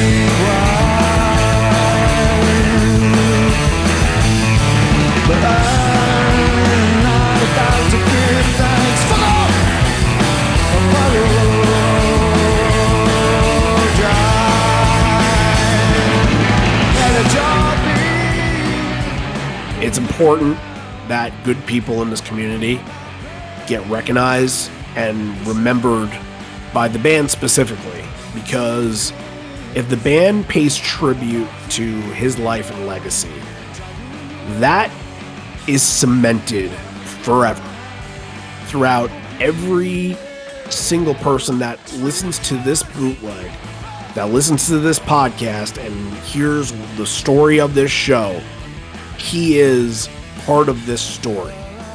That, I think, is so much more weight than you can imagine, because again, that's community coming together and seeing that they're going through a grieving process and asking the band, will you please grieve with us for one of your own? And them saying, how can we not?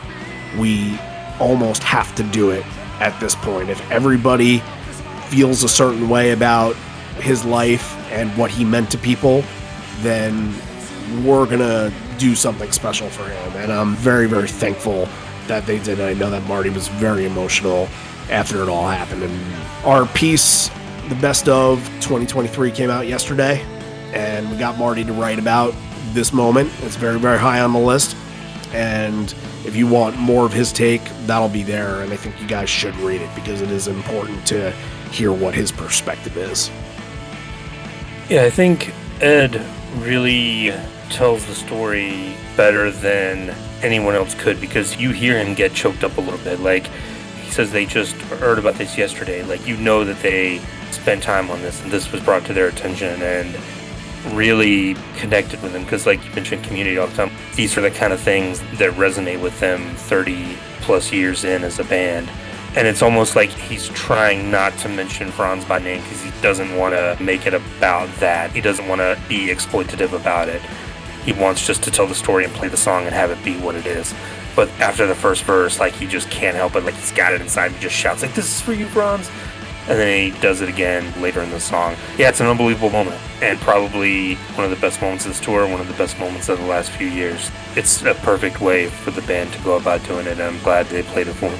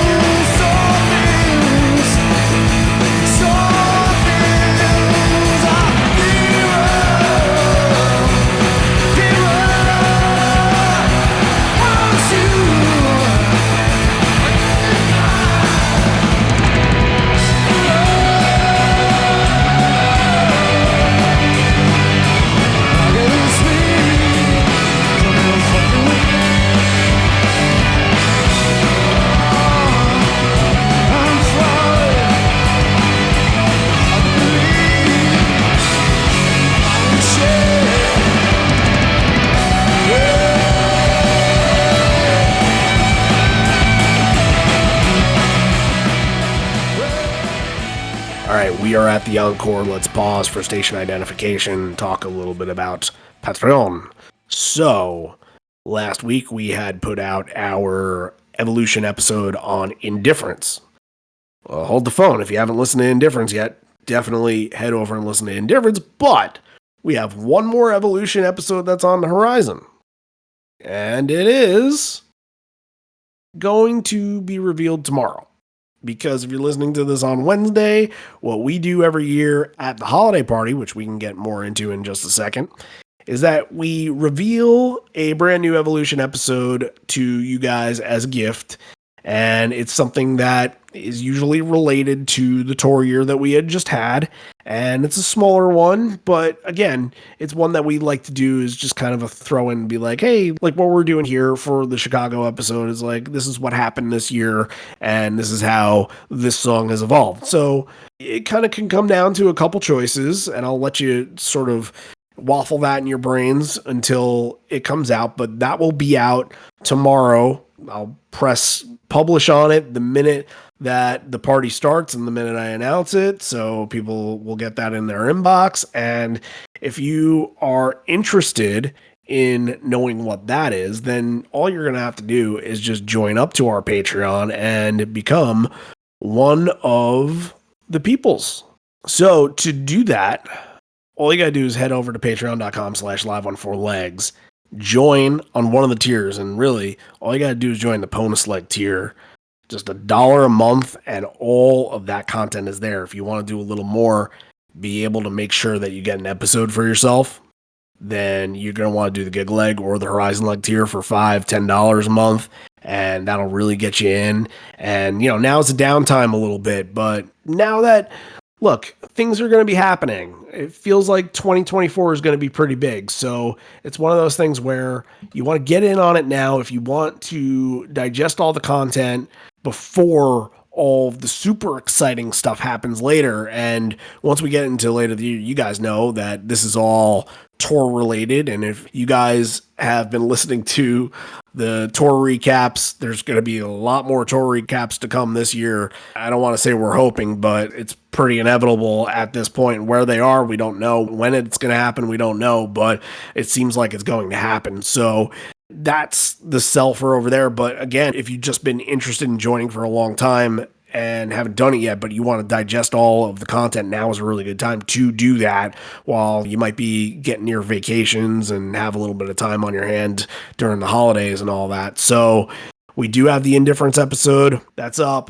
I've been meaning to publish out a couple things. We have a hallucinogenic recipe episode on the horizon, and that's going to be about November 1993 bootlegs. That'll be worked on and be out to you probably before the holiday. We also have our uncut interview with Jonathan Cohen that is going to be out there. And again, these things should have been out a week or so ago, but as I kind of have mentioned, and I promise I won't mention this anymore after 2024, stop using it as an excuse, but the move has hit this family pretty hard. The first week that we moved in, it didn't really work out that well for us because we all got sick and it was just not a good week. So, but still, if you are looking for that content, more content will be coming your way. And again, January is a good time. Not a lot going on. John and I can work on some stuff. We'll finish up the TV series, the late night series, and get all those done. And then we'll think of something else to do.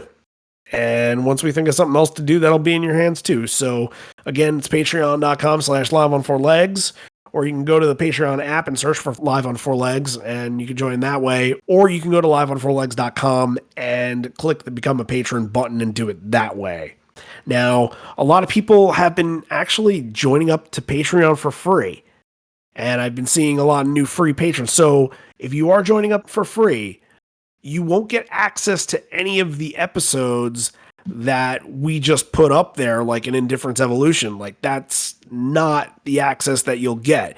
You'll get access to some of the free stuff, but there isn't a lot. So all you got to do is just make sure that you pitch in $1 a month, and you will be able to listen to that content. So hopefully you guys will get on that and be a part of this. Or if you're brand new and you haven't been part of Patreon yet, then please feel free to head on over. We are looking for more people. We're looking for the help. And December, it's very, very important because it helps pay for our website bills this month. Greatly, greatly appreciated. So tomorrow night, Thursday night, it is our holiday party, our 4th annual Zoom party, and it'll be a lot of fun. Obviously, for people that have been part of the gift exchange, it's where we exchange gifts, and we bring on some friends to do some performances, and we just kind of hang out and enjoy life and talk about Pearl Jam, and maybe there's some guests that swing by. I think we have a little bit of a competition that we're going to be doing, a little contest, so if you're interested in that, that should be a lot of fun. If you're on Facebook and you're following the event, then you'll be able to see where the link is to join up on the Zoom. I will post it to the Pearl Jam Podcast community group on Facebook as well. Make sure you're following that because that'll have all the updates for you guys.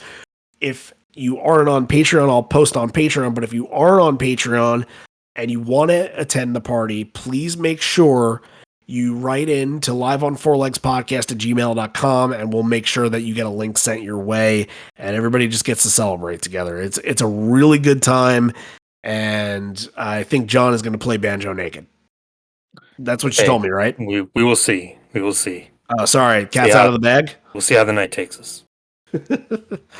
Well, I mean, now I put all that pressure on you, so I think you have to. So I don't own a banjo.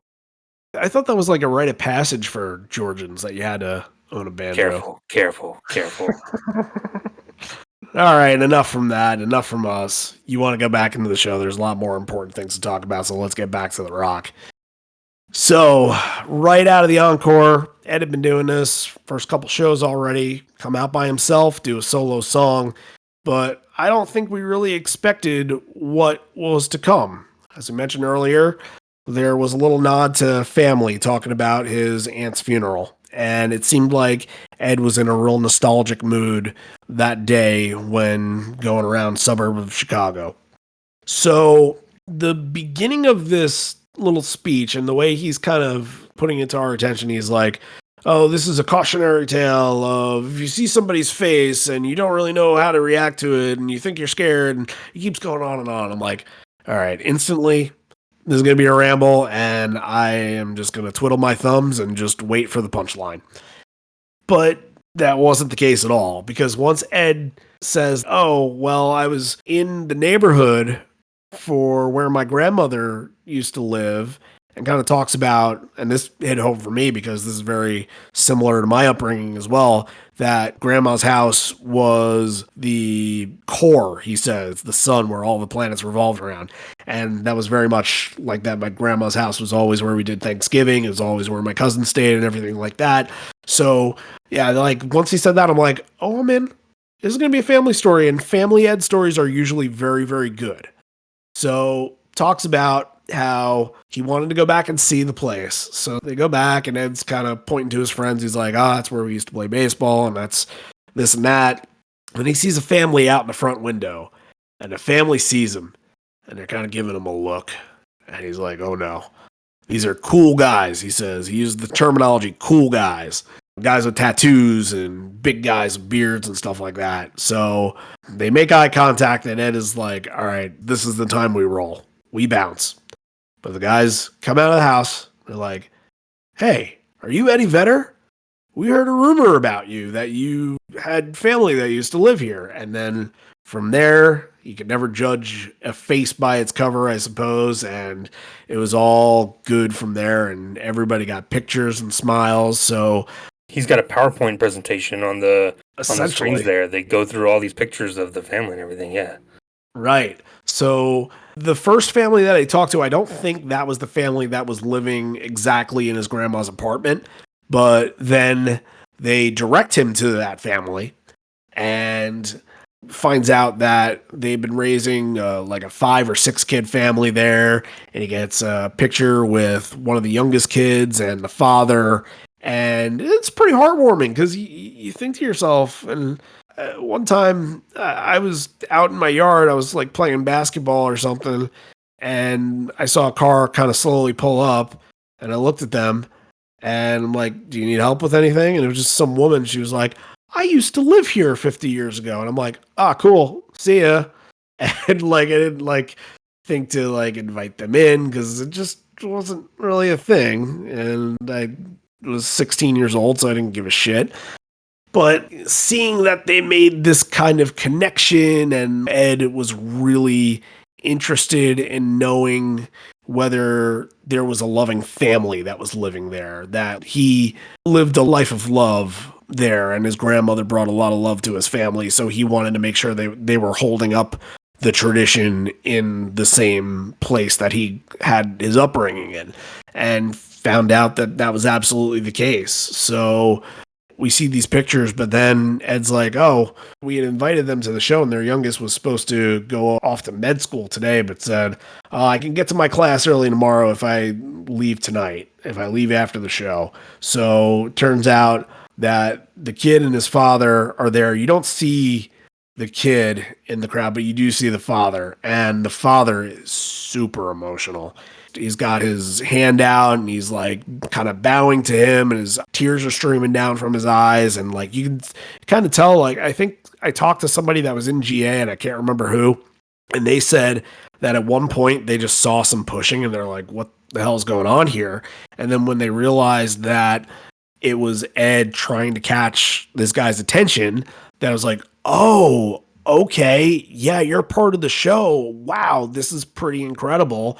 And kind of witness their face up front and personal. Like, that's really powerful right there. To me, in that moment, being in that arena, I thought to myself, like, this is one of the best non-performance kind of things that I've ever seen in the Pearl Jam show. Just bringing it all together and creating this kind of moment and letting you in on his life. I think that's one of the most interesting things, is that Ed has been so secretive about what his upbringing has been, and we've only known like little hints and little details, but we've been so invested in this band that it feels like they are part of our family too. So when we hear something about Ed's upbringing, we feel even closer to him. And I think that's what brought everybody together on this. Just a remarkable moment. I mean, it's a great story and a night full of them, but I remember being surprised because there's like the reveal where it's like, and they're here. And like it cuts to them, like you said, in the front row, and the guy's very emotional. And that really brings it home. Like, oh my God, you get the payoff that like, oh, they're actually at the show and they're right up front. Yeah, incredible. And then Ed says something, and he's like, oh, the beautiful summer sky, the Chicago summer sky. And I knew from there, I'm like, okay, I heard summer sky. And at that point, I'd been listening to Throw Your Arms Around Me a lot. Like, probably top 1 or 2 songs that I wanted to hear on this whole entire tour that I had never heard before. So once he kind of said that, I'm like, oh, please let this be it. I will come to in the daytime. I will climb into your shade. I will kiss you in 4 places as I go running down your street. I will squeeze the life right out of you. I will make you laugh and make you cry, and we may never forget it. As I make you call my name, as I shout it to the blue summer sky, and we may never meet again. So shed your skin, let's get started, and you will throw your arms around me. You will throw your arms around me.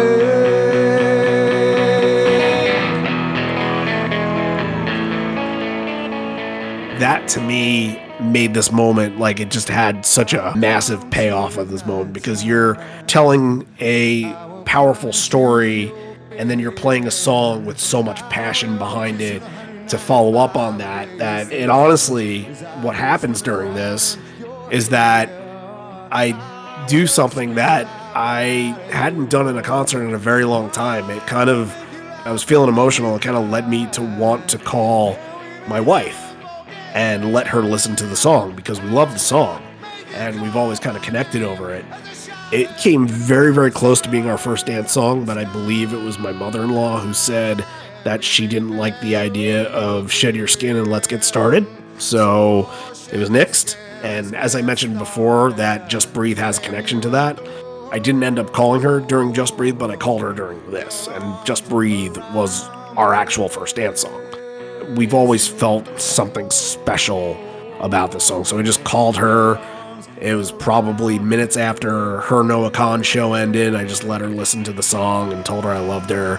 And I think it was just one of those things where family was on my mind, and knowing how hectic the day was beforehand, I was just kind of missing home a little bit in that moment, and kind of understanding that they were probably missing me a little bit too. So anything I could do to kind of put us in the same place for a minute or two was good enough, and the performance was just spectacular. One of my favorite songs, too, that I've been on a really good run with, like, can't get enough of it for the last few months. This one's up there, too. Pearl Jam's got a really good history with this song that not a lot of people talk about. That'd be really interesting, too. They've been playing it for a long time, and it seems to pop up in these big moments. Bring it on more. And Again, I don't know if the idea of this being on the Bear just kind of heightened the attention towards it, but they end up playing it again as a pre-show song before the second Austin night, so it's on his mind. Now, Inside Job. I guess all of that emotion just kind of transfers over and the momentum kind of transfers over into the next. Because Inside Job is it's a top 10, top 5 song for me. It has been for quite a while. This is something that I wrote about on the best of. I made sure that this made the list, and this was one of my songs because this story is very important to me. So I had a moment with this, and maybe it was just because everything that was in the air, but I've told people, anybody that would want to listen to just my story of how some of the struggles that have happened with this podcast before and trying to maintain things and, not knowing if what we're doing every week is being put out there for people to enjoy and that people are grasping at this and that people know who we are. And I think it was a lot of just my heart and soul going into this. And all I want to happen is for people to get where we're coming from and connect with it. And for a couple years, you got glimpses of it for sure. But there are a lot of times where you feel like you can't get the traction. You feel like, are we just publishing a podcast in the forest and seeing if anybody listens kind of deal? And it's tough because I think when you're creating something, all you kind of want is the knowledge that people, at least if not enjoying it, then at least have feedback on it, at least feel a certain way about it. It had been hard for me to cope with that at times. At these shows in Chicago, I feel like it was, to me, going back to where we were hanging out, with Edge and everybody that was hanging out with us, 15 people. That's the kind of thing. It's not like, oh, me and my friends. It's like I've somehow had all these people gravitate towards where I ended up being, and without putting blood, sweat, and tears into a little weekly podcast, none of that really happens. I don't want to say that people are hanging out with me because of a podcast. I hope that's not the case, but it gives me that kind of boost of confidence to say, I've done something that's made people happy and be proud of that. So, and then, I don't really know if that's hitting me during the song, but the song, as always, is just incredible, and it takes you for a ride. It's emotional. It's a journey. Mike plays his way to the heavens, and then they get to the part at the end, and it's the line, "Life comes from within your heart and desire." And for some reason, at that moment in time, hearing that line made me think to myself, that's it. It's exactly what I've been doing this whole entire time, putting in my heart and my soul and doing it because I genuinely want to do it. Hearing that line somehow made me completely break down. And again, I don't know if that was some sort of momentum, one song into the next kind of thing that made it the case, but I swear I never cried like that at a Pearl Jam show in my life. It was legit sobbing in the way that you had just heard some tragic news kind of sobbing. Something had hit me at that moment, and I could not explain much more than that it was just me hearing from the band that everything that I had worked for was for a good reason. I guess that was their way of subliminally saying that to me, and I don't know. I can't really explain it, but that was the craziest way I've ever felt at a Pearl Jam show in my life.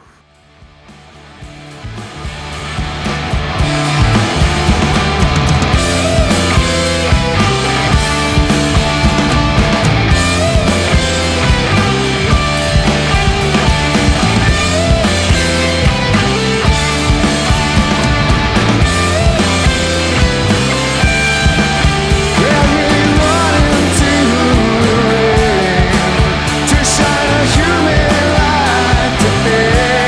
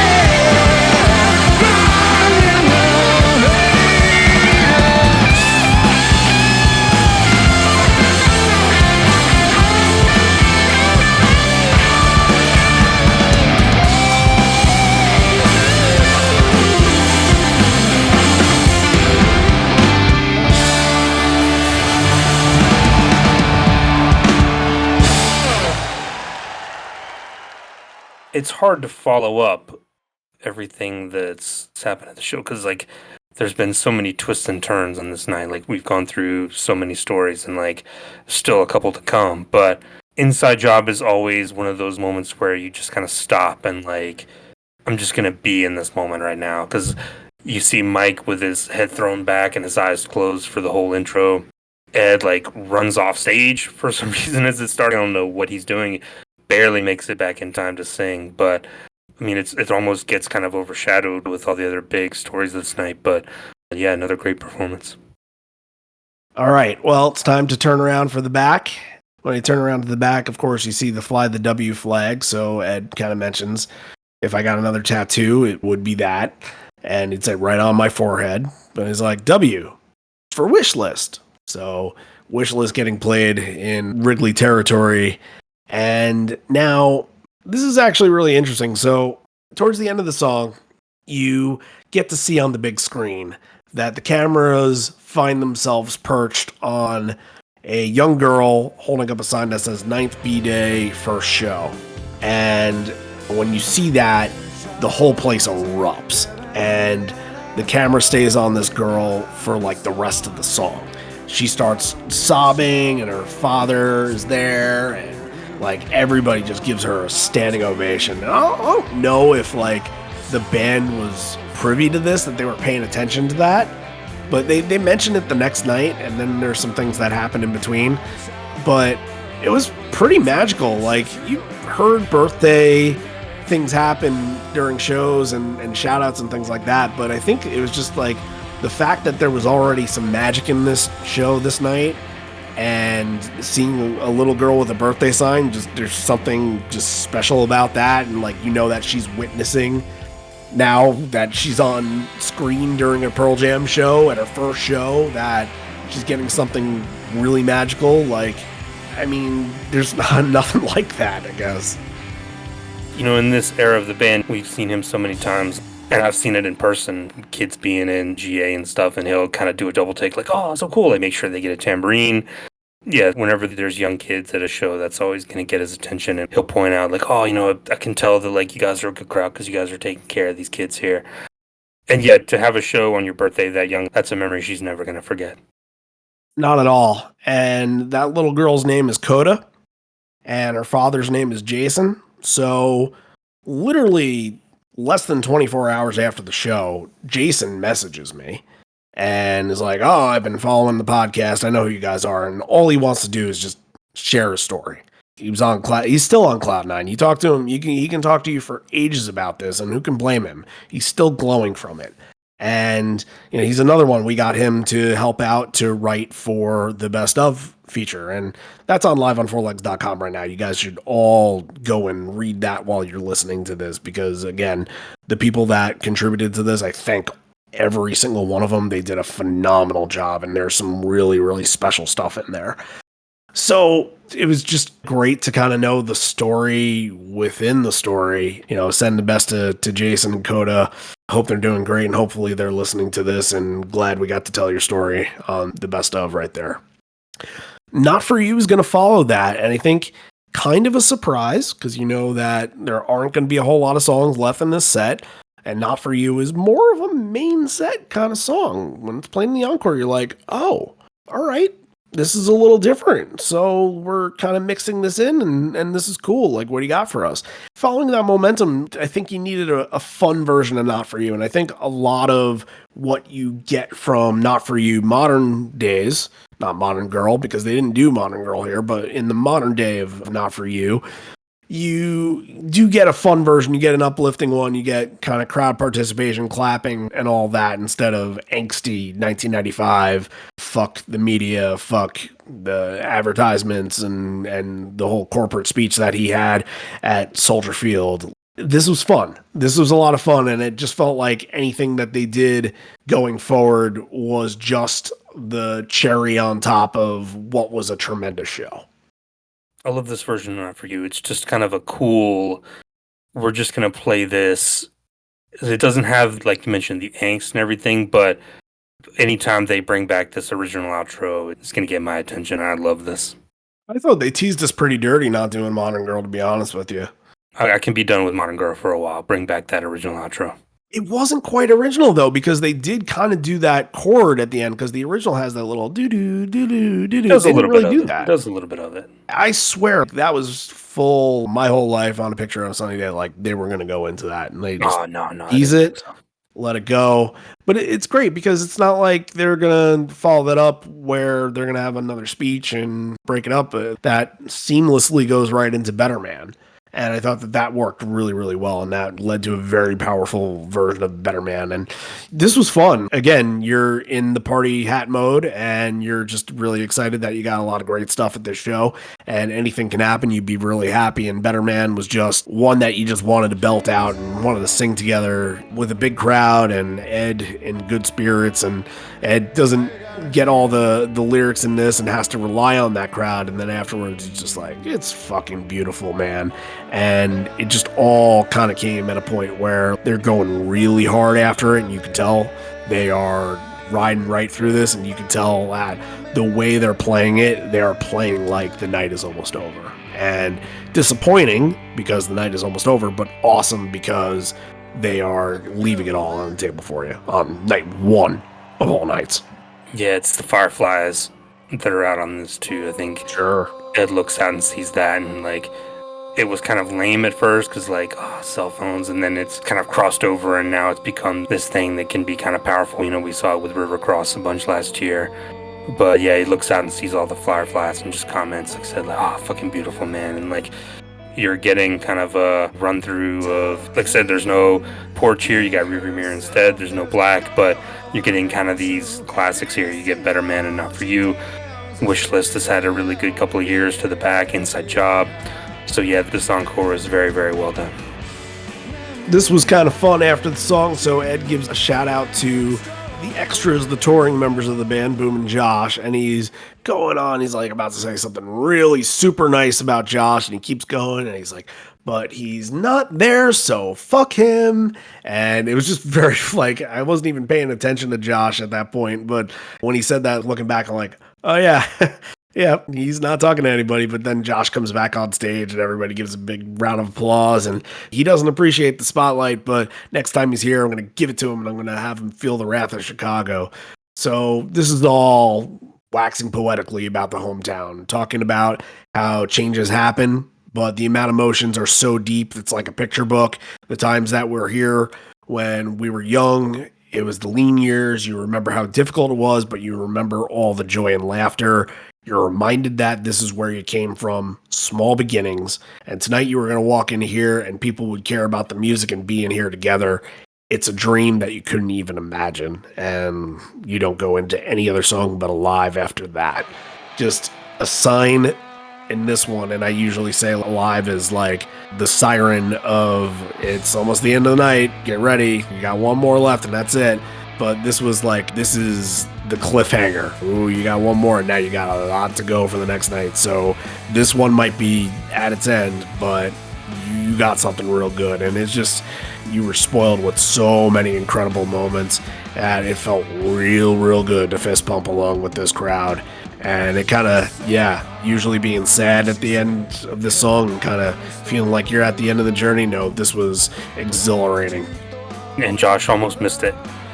Josh almost missed it. But how much does he even play on Alive? Sometimes I guess he's picked up a guitar on it before. But I thought that this was one that he just takes out the camera for and just kind of takes some pictures. But no, I mean, it's a funny moment. I think he was down by the board there, but love Alive here. One of the most powerful Alives we've heard in the last couple of years, I thought, being in Chicago, of course, and another moment for Mike to just tear it down completely, and you get a little War Pigs in there too. So yeah, loved it.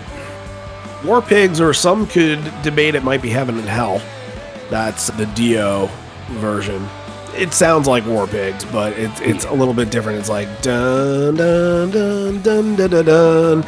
Yeah, if you listen to it, it's similar enough, but you know, the metalheads out there, and I'll speak to Mar because Mar talked to me about this and kind of showed me the ropes with it. But yeah, it's been done before. I will say that. Now Ed says, okay, we got one more. This is a Chicago song, but not the band. And I seem to remember the Wrigley shows that we did way back when.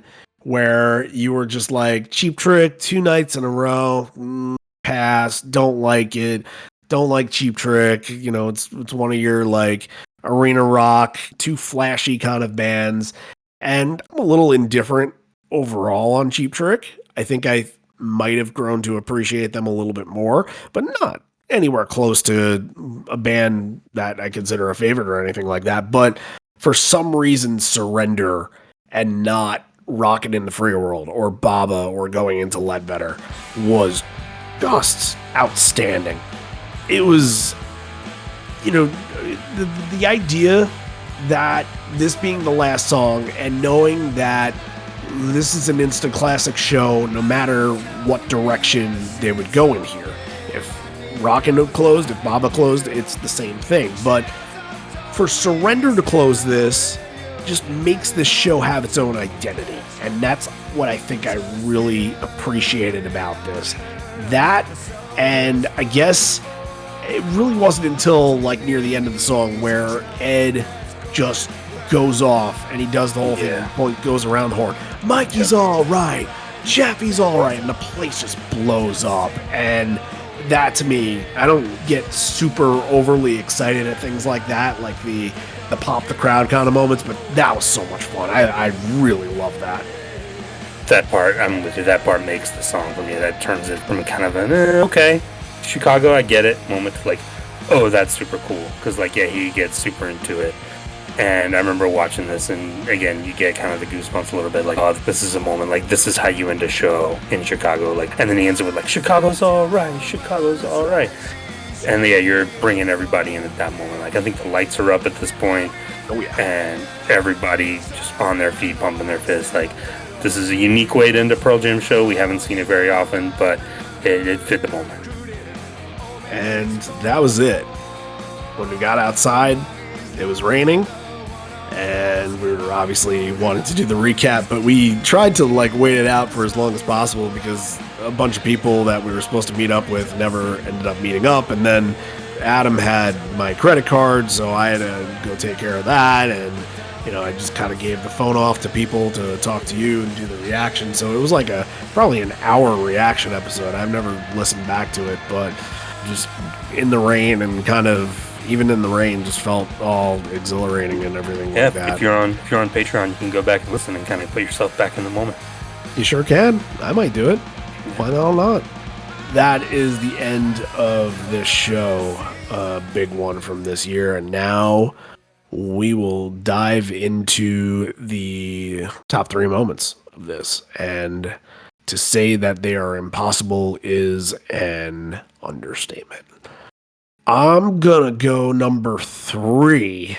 Oh, I have to put this at number 3. Hurts.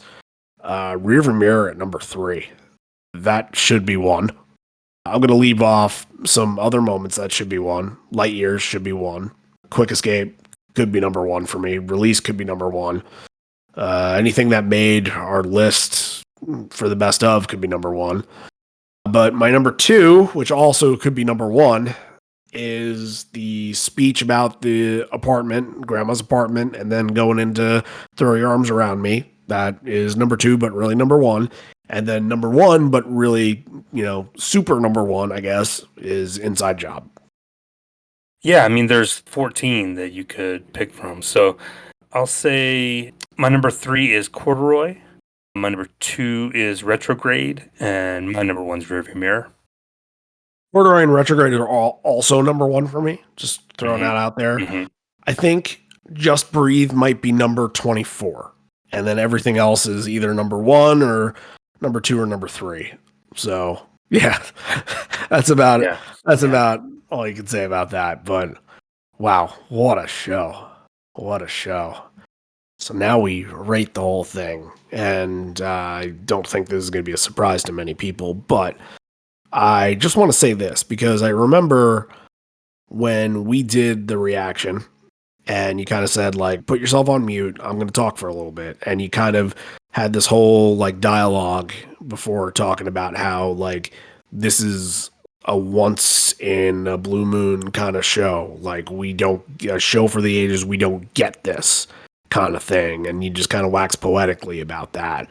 And then while you're talking about that, I'm thinking to myself, like, how am I feeling? How am I feeling about this show in that moment? And compared to other shows that I've been to and things like that, and I'm like, the way and how elated I am and how much I want to talk about this right now, I put it up there with MSG 2010. That was the only one that I can think of. And MSG 2010 has been forever considered the greatest show that I will ever go to. Of any band. Doesn't matter. Pearl Jam, anybody. So to put it in that category 5 minutes after the show ends is serious stuff. And obviously sometimes when you're in the moment, you could say some crazy things and maybe you take them back or maybe you don't when it comes down, and you can kind of be level-headed at a point later in your life. But when I speak to you right now, I say to you with all confidence that I am doubling down on that. This, when all is said and done, could be my number 2 or number 1 favorite Pearl Jam song. And I probably give a little bit of the edge to the Hometown with The Garden, because the place and everything that happened that night and being there with my brother, like, that was all pretty important to me. But this is 1A, 2, doesn't matter. If it's that high on the list of shows that I've seen, which I've seen a damn lot of good ones, don't even have to waste a breath to say 10. I think we knew that was coming. That's not a surprise. I remember that episode and watching this and just being really worked up about it and being very impressed. I think the main gist of that speech was like, not many bands can pull a show like this out 33 years into their career. And I still believe that. Now, going back, this is not a perfect show. Just Breathe, obviously, we talked about, makes no sense. There's problems with Faithful, we talked about Comatose. Like, there's a lot of things here that when you go back on and you listen with more of a critical ear, and you've got the bootleg and you can go sit down and listen, like, okay, maybe that's not going to go back to that and it doesn't hold up to your original exuberance. But that said, I mean, what are we doing here? Yeah, this is a 10. I mean, you get so many speeches. You get Release and Low Light at the beginning. You get the retrograde, this part's about you. That's early on. It's amazing. The speech about the bear, Ed's speech about his aunt, Light Years, Rearview Mirror for Frans, like, that's one of the biggest moments of the year. Like, that by itself would put this up a few spots. And then you get all the stuff in the encore that we talked about. Like, this is a perfect encore. Nearly, I wouldn't change a damn thing about it. So, yeah, I mean, I think I said on our Discord immediately, instant classic. And I stand by that.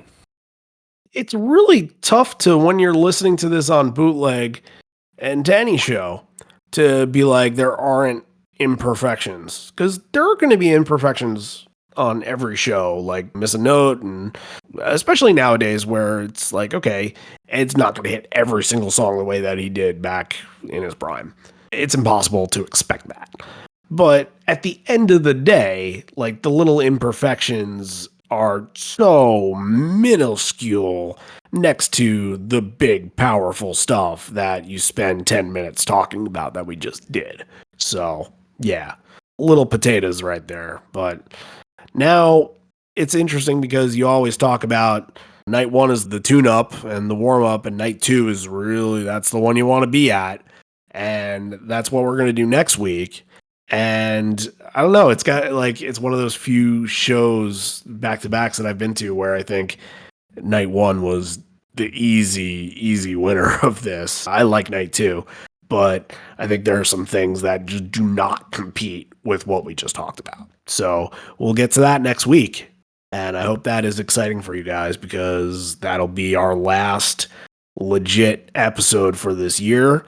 Oh, well, guess what we have after that episode the next week? We have the Hall of Fame episode, which, of course, getting 2 perfect 10 scores, this episode is going to the Hall of Fame.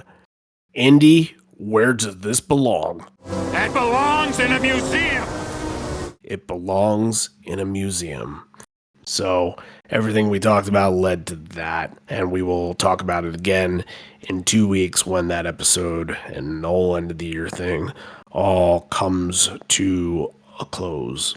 But in the meantime, if you are listening to this and it's your first time listening to the Live on Four Legs podcast, then welcome. I'm glad you're listening, and hopefully this draws you in for next week and maybe some episodes in the future, maybe some episodes back in the past. We got a whole massive catalog to go back on. If you want to do that, that is your freedom to choose to do so, but please make sure, if you want those episodes, that you are subscribed on your favorite podcast platform. And obviously the two big ones are Spotify and Apple Podcasts and whatever other platforms that wiggle around your listening ear that you want to subscribe to. You are more than free to do that. But those two are the big ones, and also on those two, you are able to give the show a little 5-star rating if you so choose, if you think we deserve it. I think when we do the research and we deserve the episodes, so hopefully your memories have been saved and your stories have been told where it deserves the 5 stars and thrown on out there, and that lets the public know what you guys think of the episode, and also you can leave a little comment on what you think about the episode, and that's on Apple Podcasts. So if you leave a comment, then all you're doing is you're telling the next person that is going to listen to this show what they can get, and they can hear me talk their ear off the whole entire time, but it ain't gonna matter because, of course, I'm naturally gonna love this show. Doing the work on this for 5 years plus now, it's kind of inevitable. You're not gonna see me say a bad thing, but for you guys to say it is more meaningful than anything that we could ever tell anybody. So that's all I need to say here. So with that being said, we will see you next week. Hey, want to do another Chicago show? Yeah, sure. Why not? Do night 2. This may be the end. We're here, but not for much longer. And although we may be parting ways, miss you already, miss you always. So John is going to be talking from the future at this point because we are ending the episode with a big storm knocking his power out. So John from the future, what are your last words to say before we part? Javier's all right. Randy's all right. John's all right. Oh, mommy's alright, daddy's alright. They just seem a little weird. Surrender, but don't give yourself away. And daddy's alright, they just seem a little weird. Surrender, but don't give yourself away. Mommy's alright, daddy's alright, Mikey's alright, Jeffy's alright, Mary's alright, Josh is alright, Star's alright, Bowie's alright, you are alright, Chicago's alright, Chicago's alright. Surrender, but don't give yourself away.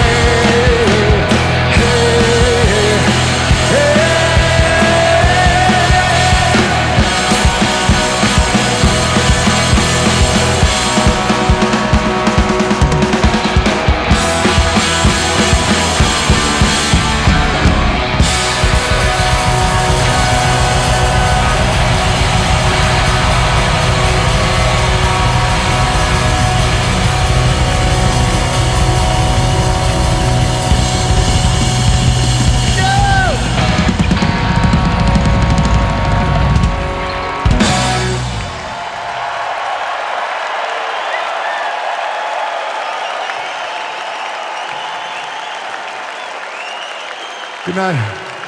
Love. Thanks for everything. Always.